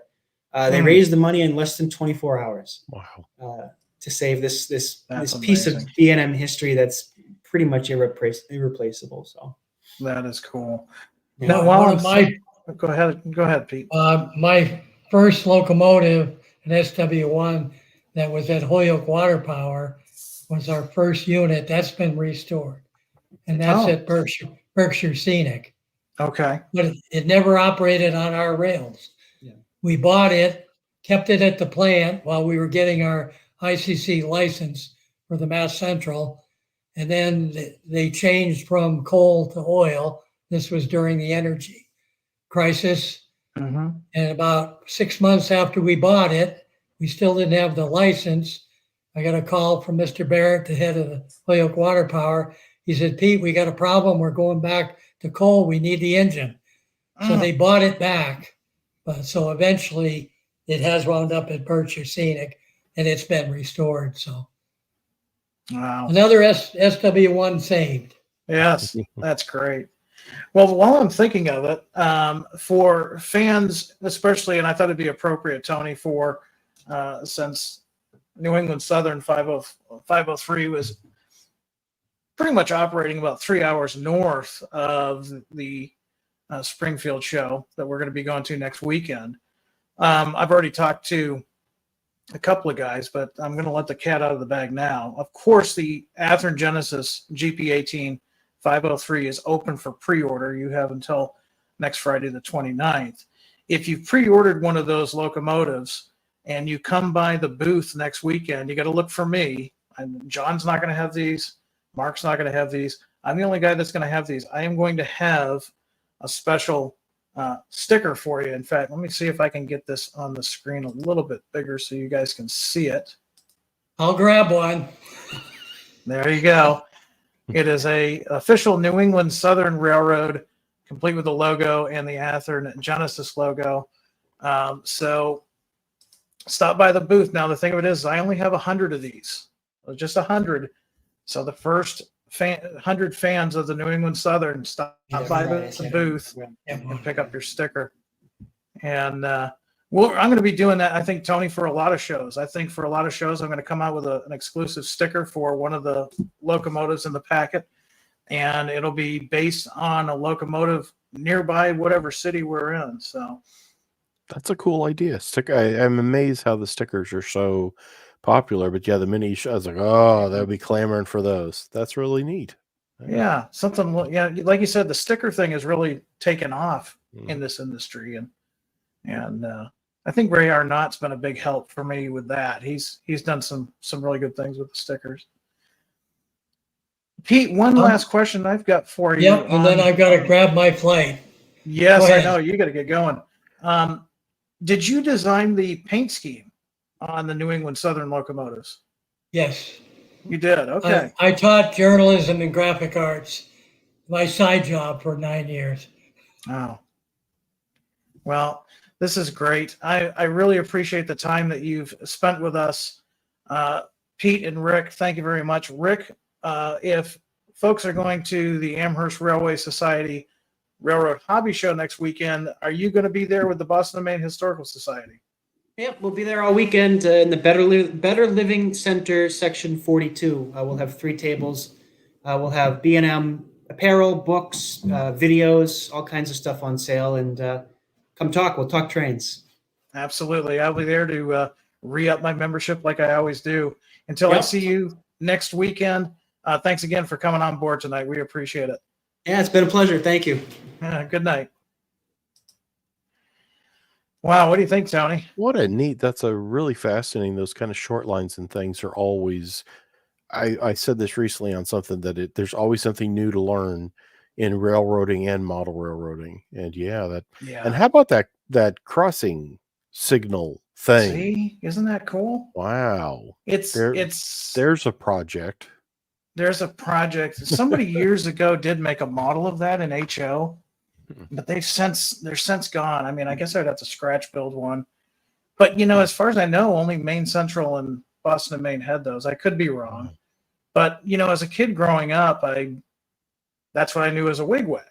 Wow. So when I moved out to the Midwest, somebody's like, "Hey, check out the wigwag," and I'm like, "Oh, they got those out here too." And then I saw one. And I'm like, "Well, that's just a stop sign swinging in the That breeze." swings back and forth. Yeah. Yeah, and it's Wow. like then they would quantify that by saying, "Well, it's a banjo." I'm like, "Oh, okay, well that makes sense," and that was kind of cool. I've always been fascinated with crossing signals, but this one, and I only have very brief memories of these, but it wasn't really a swinging motion. The lights would just kind of go back and forth, type of strobe effect. And if you want to, I believe there's one in North Conway at the North Conway Museum that is functional. I know it's up there. Whether it's functional or not, it's been a number of years since I've seen it. But yeah, the signals flash, to answer Tom's question, and they kind of go in a. If you look carefully at that picture, you can see they're in a line. Mm-hmm. And of course, by the time this picture was taken, that signal was no longer functional. But they used to be all over the place where I grew up, and now they're all gone. The only one that I know of that exists is North Conway. Wow. But for me, and I'm sure Tony, you've got we've talked about this in the past.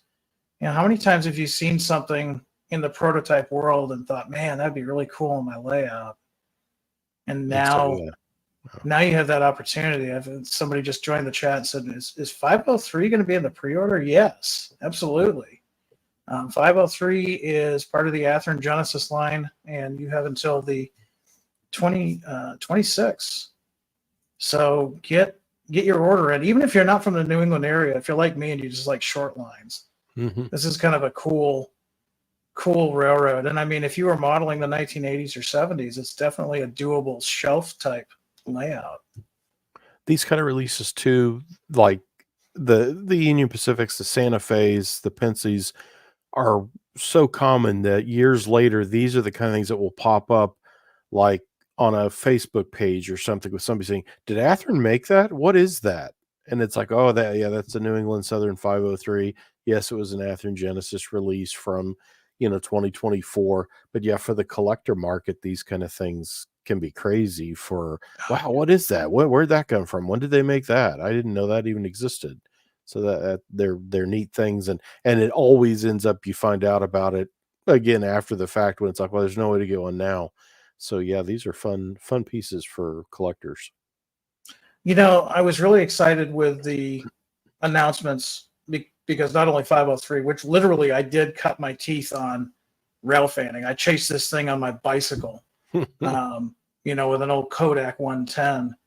And then years later in that famous vet that I told you about earlier in the show, this got my start. But there's some other great ones that we're offering this month for GP18s, and some really good roads were chosen. Now here's one that honestly we couldn't do until the tooling was developed. There was a special tooling on these that allowed us to make these Chicago Northwestern ones. And as you remember, you saw we did the 1776, and then this is the version that we're doing, albeit ours is a 60s version. This is from 1979, so it doesn't include the beacon, but this is the 1960s paint scheme that Chicago Northwestern had. Boy, it's when that there's a lot of Northwestern models, but that striping on the nose is uncommon, at least for models, that I don't feel like it gets picked out enough. Yeah. Now this picture, I should have prefaced this. The pictures that I'm going to be showing you from here on out, these are all from the Kevin Udaly collection. This particular one was photographed by John Benson. And yeah, this says it was in Proviso, Illinois, back in November 17th, 1979. Wow. So we're doing 3 different versions of the Chicago Northwestern. The one that you see here, 1777. We're doing the 1970s era, 1976 bicentennial, which that was a really cool paint job. It was, yeah, because it basically takes this template and swaps colors out. And I always like that when you kind of kept to a railroad's general scheme, but substituted the red, white, and blue. Exactly. And then we're doing 1775, which is similar to this, but it doesn't have the end stripe. It's a little bit different. Still 1960s era. But, one that has been getting a lot of interest since I posted the artwork on social media is the Mid-South. And here's 1804. This is the actual locomotive that we have open for pre-order. I don't know much about the Mid-South, Tony. Do you? And Mid-South, again, is another one of those kind of short lines that, and now kind of forgotten. I think Mid-South starts out, it's a spun off when Illinois Central Gulf, when IC Industries got back to being the Death Star black IC of about 87, 88. And as they spun all the different roads, like the Chicago Central and Pacific, Chicago, Missouri, and Western, Mid-South was old GM&O or IC down in like the Mississippi area. And I want to say it got either bought back by CN or IC, or KCS was involved. I'm sure that there are probably some viewers that will know it much better than me, but that's what I know of Mid-South. I think it was spun off of ICG, but then either taken back in partially by the new IC, so it would be CN today, or KCS, and it was down in kind of the Mississippi area. And as you can see, the trailing units there are Paducah rebuilds, and that 18 is probably an XIC as well, I would guess. But And I mean, again, it's when you don't see a lot of attention or coverage for the railroad in general, and right. model wise, yeah, not hardly any.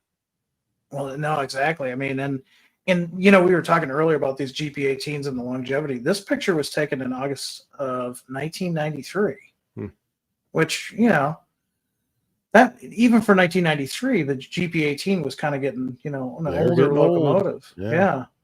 But like you said, it's an interesting road, and we have had a lot of interest. A lot of folks say, why are you doing these short lines? Why are you doing this New England short line and this Midwest short line? And well, because, we are seeing a trend of folks that want to model something from the 70s, 80s, 90s, or newer, but it is a short line. I think we can all agree that short lines have a really interesting variety. It allows us, like what Pete was saying earlier, allows a more customer focused operations, which for us means actual operations. Gives us more of a chance to switch out all those different industries. And that's why Athearn keeps offering roads like the Mid-South and the New England Southern.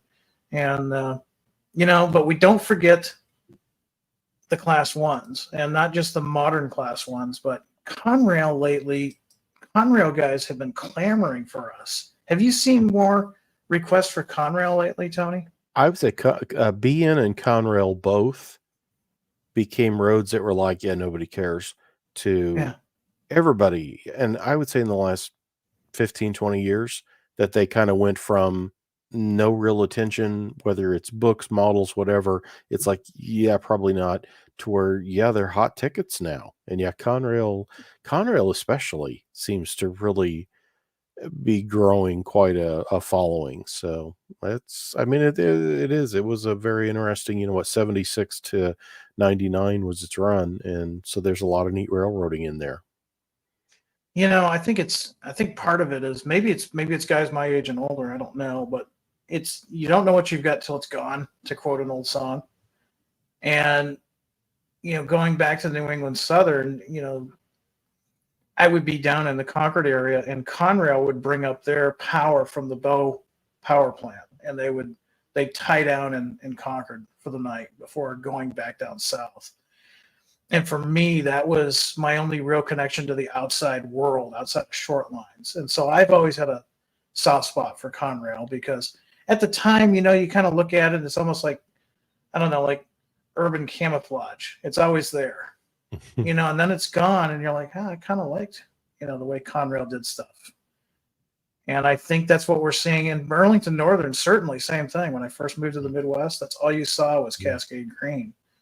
Now you go to Galesburg, and if you see a Cascade Green locomotive, you're snapping 100 pictures of it, because you just don't see it much anymore. Rare, yeah. So this is 7496. This is one of the road numbers that we're offering in the Genesis series. This was pictured by Richard Lauterbach. It was in Newark, New Jersey, February 17th, 1979. Looks like freshly painted. Now, one of the things I did here, Tony, is if you look very carefully on the nose, I really cropped into that. And when I made everybody guess on the Athearn social media what we were coming out with a month ago, I purposely chose this because if you look carefully, it doesn't look like it says Conrail. Oh, I do remember that picture. I didn't realize that's where that picture came from, that you had that fail or whatever. Yes. Okay. I didn't know that. And I'm still trying to, figure out, is it just because of the angle? Is it because maybe the sun's hitting it, or? That is intriguing. Yeah. Now that you say that. Yeah. Huh. It is a nice and a good complete. A lot of those early Conrail paint jobs were, there were some blue dips that got nothing more than a CR stenciled Mhm. on them. So this is sharp looking with Conrail on the nose, long hood, the herald on the side of the long hood. I mean, this is a good looking paint scheme. Yeah, it really is. And you contrast that with the other model that we're offering. Now we are offering $74.99, but it doesn't look like this. This is fresh. This is fresh after the takeover. I mean, we've got a former Lehigh Valley in the Cornell red, and we did a prime for grind version of this. Not $74.99. In fact, I think they are still available at hobby shops. But yeah, I mean, other than the font and a quick spray over of CR, this thing was put to work. And yeah, that Lehigh Valley, I remember, I think I put pictures of that up on Facebook, and boy, it got a lot of, wow, that is so cool. That Prime for Grime release. That was a very neat model. And this is, believe it or not, this is Newark, New Jersey. This was in October of 78. This is a Bob Graham photo. So 78, so you've got, a couple of years after 76? Yeah, April 76, yeah. Yeah, and you've got a couple of years, and no, they still don't have a corporate paint scheme on this, but, railroads are run on mileage, not paint. And so they put this into work right away. Now, I will show you the prototype of what we are offering this month for pre-order as it looks. This picture is from Jim Boyd. And here it is now, $74.99. I didn't see a date on this picture, but I'm going to assume probably early 80s. I can't remember who said it to me, if it was Mike Schaefer or Kevin Udaly. And I said, boy, Jim Boyd stuff, he doesn't put locations, and other than the processing date on the Kodak slide, that some of that's hard to figure out. And it was like, no, he shot so much stuff and did not document a whole lot of those things. So quite a bit of the time I'm left trying to guess and look and see where things are and figure out dates on them. But I mean, he was such a prolific photographer that just shot like crazy. That's a great that you've got the right elevation and kind of that straight on side view. We can see around the trucks and the tanks and the fuel tank there. And that's a really neat look at that locomotive. Yeah, it really is. And the other cool feature of this is if you look carefully, you can see the footboards are down, connecting to the other unit, the trailing unit, something you don't see anymore, something that's long gone. Yeah. But it's a neat picture. And, I'm sure at the time when Conrail came out with this paint scheme, we all kind of looked at it as, well, that's kind of utilitarian compared to, the Pennsylvania Railroad or New York Central but now we look at it and it's like, man, we kind of miss it. We have a fondness for the things we miss.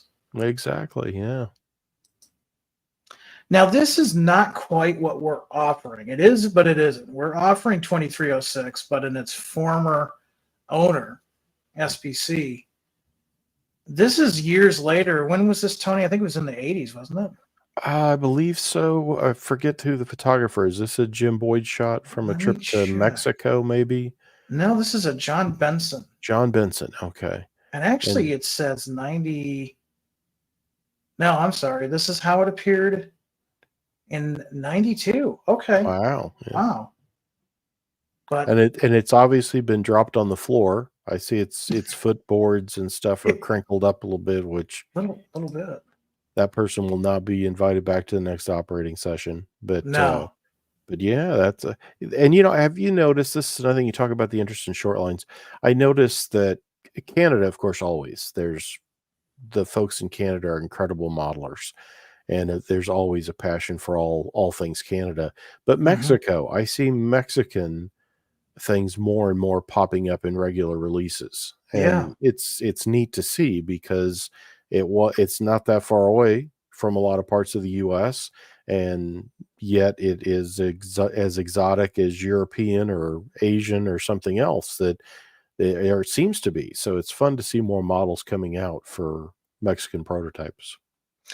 We're going to be offering 2306 as it appeared in the 80s. And yeah, you're right. I mean, not only us, but other manufacturers have offered some railroads south of the border. And we're seeing, obviously we're all doing that because we see the sales potential there. They sell. And the thing that I like about Mexican railroads is they're colorful. Oh boy, yeah. I Yeah. mean, it's so cool because they're colorful. I'd hate to be the guy that had to paint those locomotives.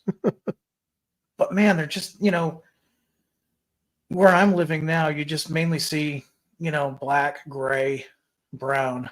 And then you see these Mexican railroads, and they're just a wash of color. And it's kind of, I don't know, it's kind of refreshing. Mhm. And I think we're seeing a lot of folks that are getting into the short lines, getting into something a little bit different. And these are great, great candidates for shelf layouts and things of that nature. Absolutely. And again, the collector type stuff of, when I see the Mexican roads, it's always like, oh, that's cool. I don't think I have a, Chihuahua Pacific or Sonora Baja or whatever it might be. It's Right. like, that's kind of neat. Yeah. It definitely is. Going back to the class ones, we're doing some Norfolk Western. Pretty much not quite delivered because, this is the Pelver Blue, if I remember correctly. And Tony, did you guys, again, being a New Englander, I get sometimes guys are like, where do you come up with these names and such? But I swear I heard Midwesterners call that logo the hamburger logo. Am I correct or am I off base? I've heard that. I've heard Half Moon or something as a kid, and we rail fanned N&W a lot. The line that went through Decatur, Springfield to Hannibal, that my dad would tell you. I don't remember that as being the name or that rail fans said then. But again, I don't know. But yeah, that's what I would call it now, and that's what seems to be the accepted thing, is that Hamburger Herald. And there's a couple of variations. There's one with the curved N&W letters that's a little bit older, and then this Pevler Blue came in '64 with the merger with Nickel Plate and like Wabash. And Pevler, I believe, was the president of the Wabash, who moved I to believe the so, yeah. N&W. And the blue only lasts a handful of years. 71, Yeah. they go to black. Yep. So it's fairly uncommon. And we talked about this being a late Jeep. Remember, N&W was like the last steam railroad, was kind of one of its nicknames. That's right. Because it was so late in getting in. There's no F units that the N&W bought, for example. So yeah, these like late 9s and 18s was first kind of regular road power for the N&W. Sure. That's because they started so late buying diesels.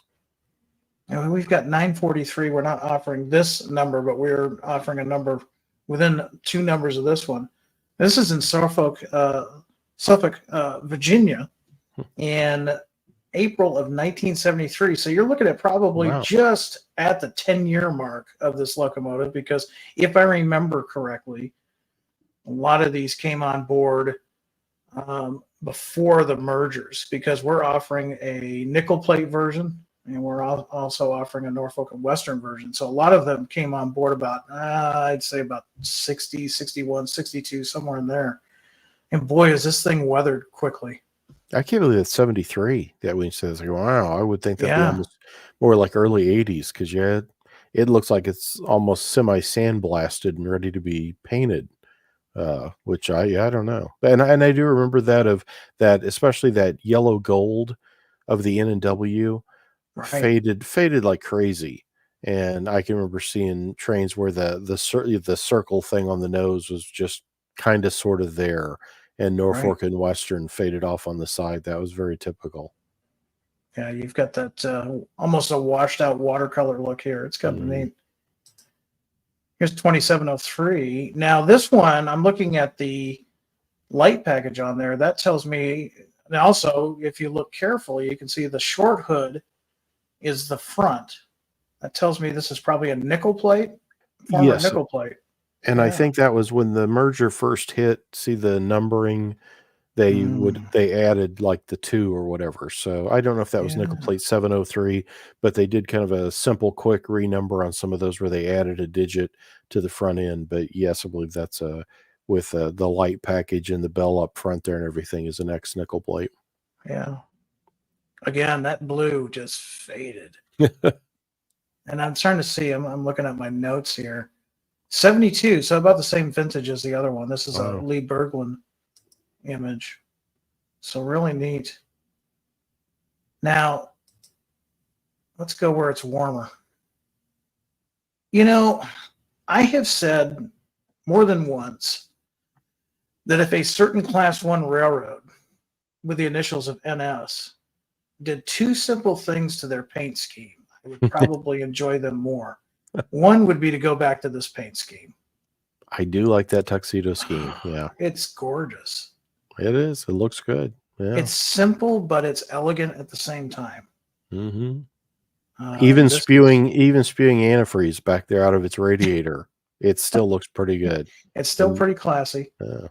Yeah. Now this picture here, this one here is dated 1979. It's a David McGinnis, and this is a Southern unit, but a former Central of Georgia unit, Mhm. and we're offering some Southern GP18s in this run. We're also going to be doing a Tennessee, Alabama, and Georgia version, which you've got a slide of that too. Here's 179. Again, just even dirty, it still looks It's a good classy. look. Yeah, it's a good look. It really And I is. think that the band, I think separating you've got the gold band separating the black, and that's not white. I think it's what imitation aluminum is the Imitation official aluminum. color. Yeah, is Yeah. the color. Aluminum, or if you're from across the pond, aluminium. Aluminium. Yeah. Yeah. Great Very nice. gondola loads over there on the right side No of the picture, kidding. too. Yeah, I was Nice. noticing that. Yeah. Well, I was good look. noticing in the other picture too, and I've always liked this. Look at the boxcar in the back, the Southern with Yeah. the Southern green light.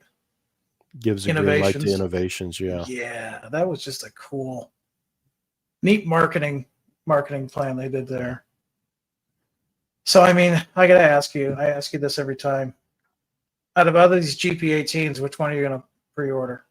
I like the Mexican one. I think, yeah, Yeah. the one Mexican release I'm interested in, and after seeing the thing on the New England Southern, I'm more intrigued with it too. So, Yeah, yeah. there's just so much stuff. You know, the other thing that we didn't show is the GP7Rs in the rock blue. And those have been hot ever since we announced them. And with good reason. We had a lot of people ask for those for many, many years. And now with the new tooling, we can go ahead and do that. But yeah, I say it every time. It's just a great time to be in the hobby, isn't it? Absolutely. And this Genesis, the Jeep 7918, and I've said to the guys before, you probably could also wander over into a Jeep 20, I think, that all of these Jeeps are so nice. And again, as you mentioned, that the chop nose is something that was on the drawing board to be done at some point. It's always fun to see the new modifications that were done to the prototype that get incorporated into the Genesis tooling and added in, that there's so much variety, because these lasted forever. I mean, these EMD first generation Jeeps, up in St. Joe, Missouri, north of me, there's a handful of different rebuild Jeeps. There's an old Rock Island that sits by an elevator and such. So, I mean, it's crazy how these have survived. It really is. Tony, we're getting close to 2 hour Is it mark really? here. Yeah. Oh, do you wow. want to stick around for 1 or 2 questions, or we Yeah, need to let you go? Let's see if we got some questions. All Yeah. right. I think I had one earlier when we were talking. Somebody wanted to know, give a brief rundown again of what magazines White River does in its publication, and then also let us know again what magazines that you oversee. I mean, White River's, boy, the magazine publications. If you go to shop.whiteriverproductions.com, you can see them all. Railroad Model Craftsman, Rail Fan and Railroad, Passenger Train Journal, Narrow Gauge Gazette, Rail Pace. We were talking to the fellows there in the Northeast. I know you're a That's big right. Northeast rail fan. Rail Pace is one of our magazines. I do Model Railroad News, which is monthly on all scales of model trains. Quarterly Diesel Era. And in fact, I just talked to Paul Withers, the founder of Diesel Era, just the That's other right. day, Mm. and visited with him for a bit on the phone. And then HO Collector is going to be an annual this year, as is our O Scale Trains becomes an annual. Railroads Illustrated is an annual. And we've got the 2 narrow gauge ON30 and HON3 annuals. I'm trying to remember also, don't leave anybody out. Garden Scale Trains. I mean, it's a crazy bunch of stuff. And if you go to shop.whiteriverproductions.com, you can see, as well as hardcover books. Dale Sanders has just finished a new redo of his Rio Grande Scenic Line of the World, is a new hardcover book that's out, and he just did a 2-volume set of hardcover books on Northern Pacific diesel locomotives. So we always have books coming out, calendar for the year. I do have the calendar close enough that there's our 2024 World of Railroading calendar. I like that cover. And there's all the different publications. I don't think I missed anybody, maybe. Wow. I always feel like I miss out and think, oh, I don't know how I didn't mention them. But yeah, neat stuff. And then I have my model train resource where I do unboxing, and I share like magazines, what's in the latest, this or that. And that's on YouTube. So you go to Model Train Resource and kind of get some behind the scenes stuff on what comes in the box on new products and things like that. So all kinds of train stuff. That's cool. I see a demand. Where did it go? I see a demand from Glenn. He missed what I said earlier. Well, see, and you know why he's demanding it? Look what's behind him. Look what's behind him. Yeah. Yeah. Well, he wants the low nose for the same reason that I do.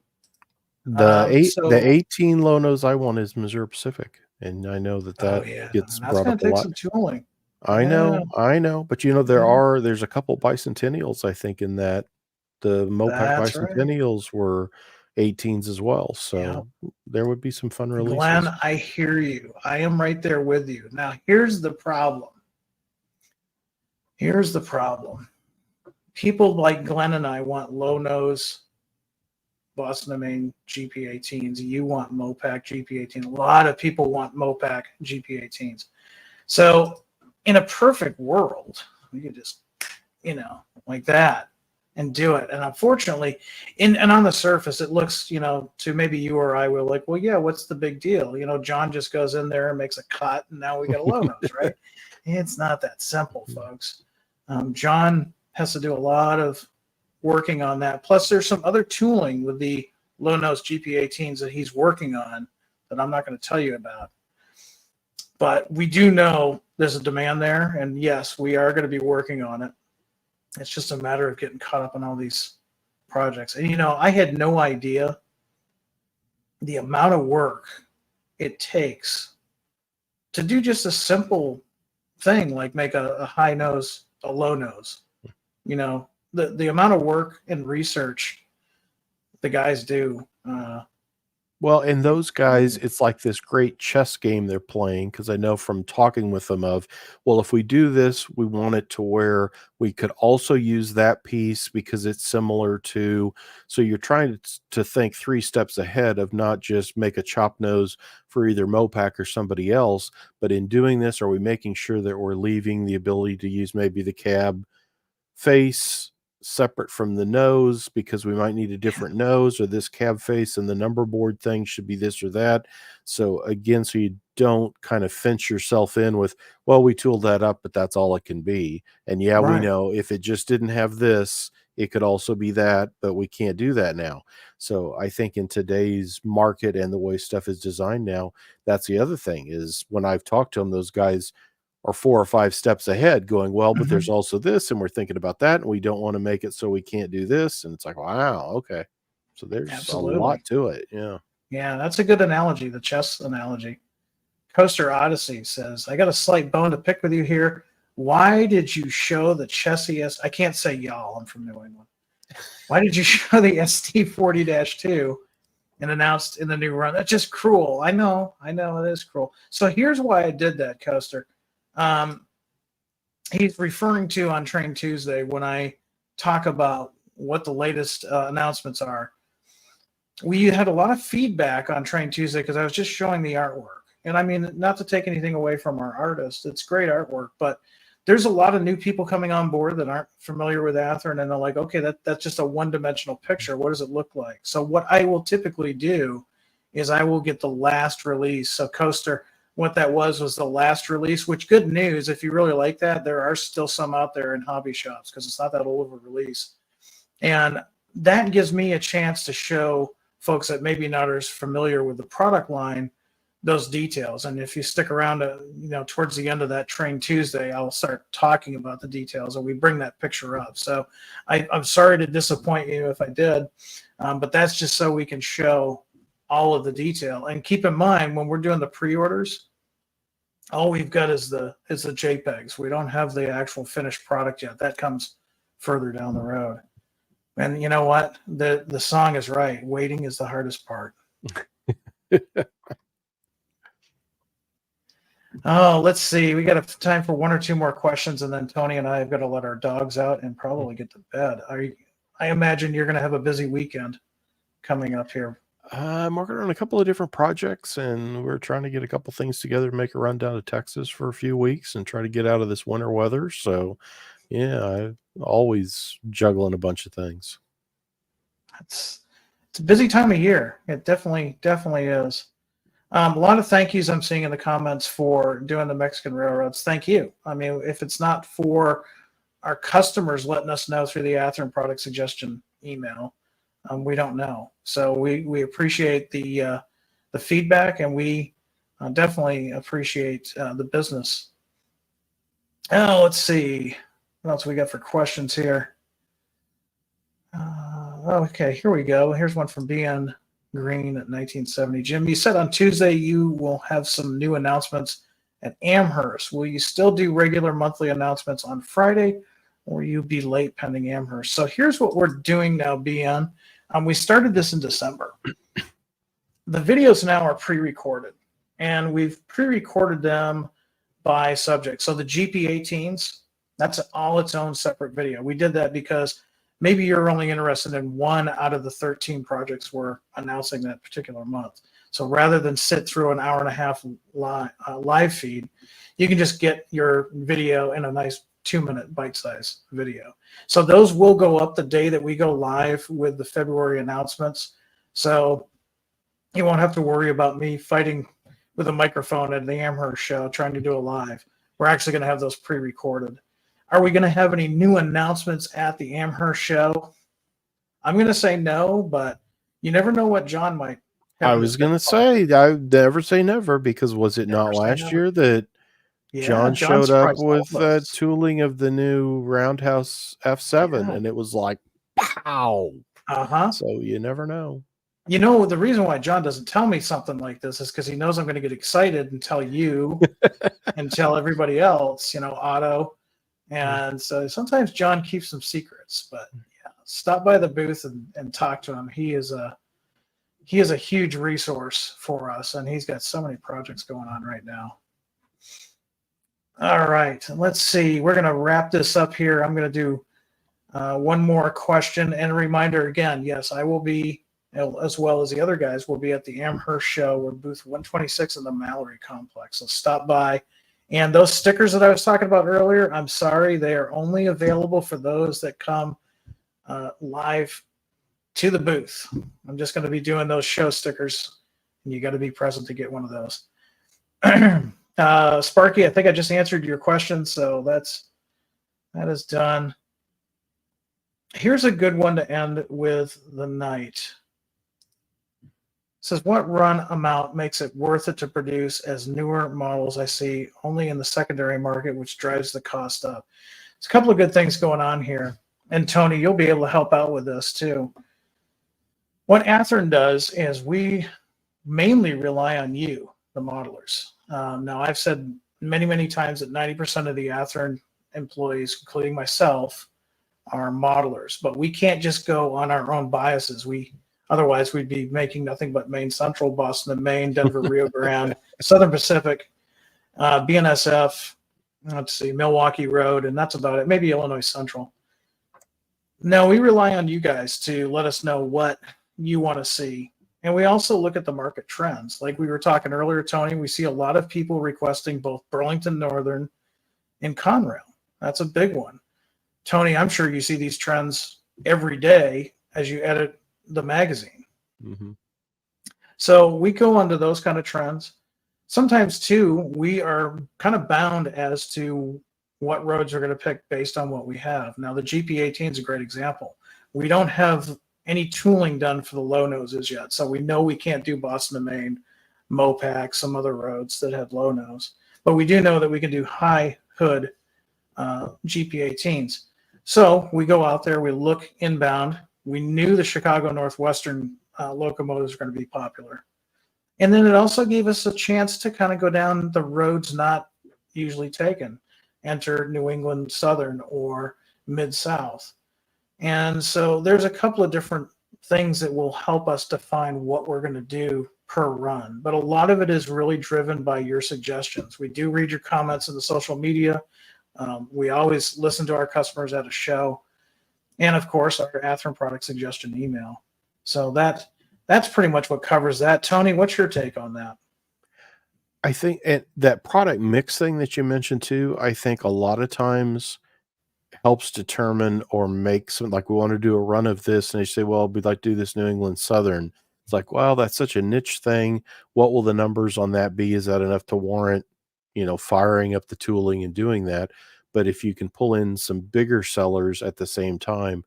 So I think a lot of times when we look at things we'd like to have, you almost need that support of, is there a Milwaukee Road? Is there Union Pacific? Is there Santa Fe? Is there Rock Island? That what other things would fit into the mix that then we can do this odd Mid-South or something that maybe on its own would be a tough sell. Like I don't think you would do a whole announcement of Jeep 18s and all of them would be Mid-South or New England Southern type road names. Because again, none of those SKUs would have enough orders that it would just be a very expensive run to try to come up with. So again, it kind of, there's a balance to it all. And it's the same as, we've talked about on like the legendary liveries. So that's the other thing is those, that kind of balances some of the prototype and non-prototype, that mix of products, I think helps drive some of those production runs that otherwise might be, there's some people wanting some more BNSF, whatever's, but we've done those a number of times. I don't know what the sales would be. So what else could be put in with that to kind of spark additional sales or interest? So again, it's going back to like that chess game analogy on the tooling stuff. Mm-hmm. I think you guys are playing and everybody, all manufacturers do, of that game of, well, this would be really wild and I'd like to do it, but it's going to be, an intricate paint scheme with a lot of masking and a lot of colors. So let's put in a Black Pen Central in the same run because that's pretty simple. So that one will, it kind of evens it out. That. Well, the other thing too that we don't talk about too much is the lineage of a locomotive. Let's take a look at what an Athearn product developer will look at. We can say in that first run of GP18s, we're going to do Rock Island. The second run, we can do New England Southern because it came from Rock Island. Maybe the third or fourth or fifth run, we can do New Hampshire North Coast as a chop nose locomotive because the research, the groundwork is already there. We just have to kind of update the research, just like the locomotive has been updated along its lifespan. So, there's a lot of different things to take into account. But it's incredible. It's incredible all we get from that, though. Again, it really is. It's not a generic tooling. It's not just this version, or we're only going to do really major Class 1 railroads. I mean, when you think of the intricate stuff we have, both in detail and road names like New England Southern as a regular release from Athearn, that not that many years ago would have been now what? They're going to do exactly. what? Yeah, So, we're seeing that a lot now. Yeah. Well, Tony, I want to thank you so much for joining me tonight on this stream. What's next for you? What is next for me? I'm working on Diesel Era this year has got Century 415s for the first 2 quarters and more switchers SW1001s, which is a crazy and intricate group of a lot of industrial roads and some export units, as well as like the Reading and Conrail are in there as well. That's going to be at least a 4-part series. So I've been kind of planning and putting forward a number of things that I've got exciting wise coming up in Diesel Era this year. No, that's something, definitely some things to look forward to. I know I'll be looking forward to it. For everyone else out there, you'll see me again this coming Tuesday on Train Tuesday. After that, I hope to see you at the Athearn booth at the Amherst Railway Society's Hobby Railroad Show. Until next time, everyone, be happy, be safe, do some good modeling, and above all, high greens. Take care, everyone.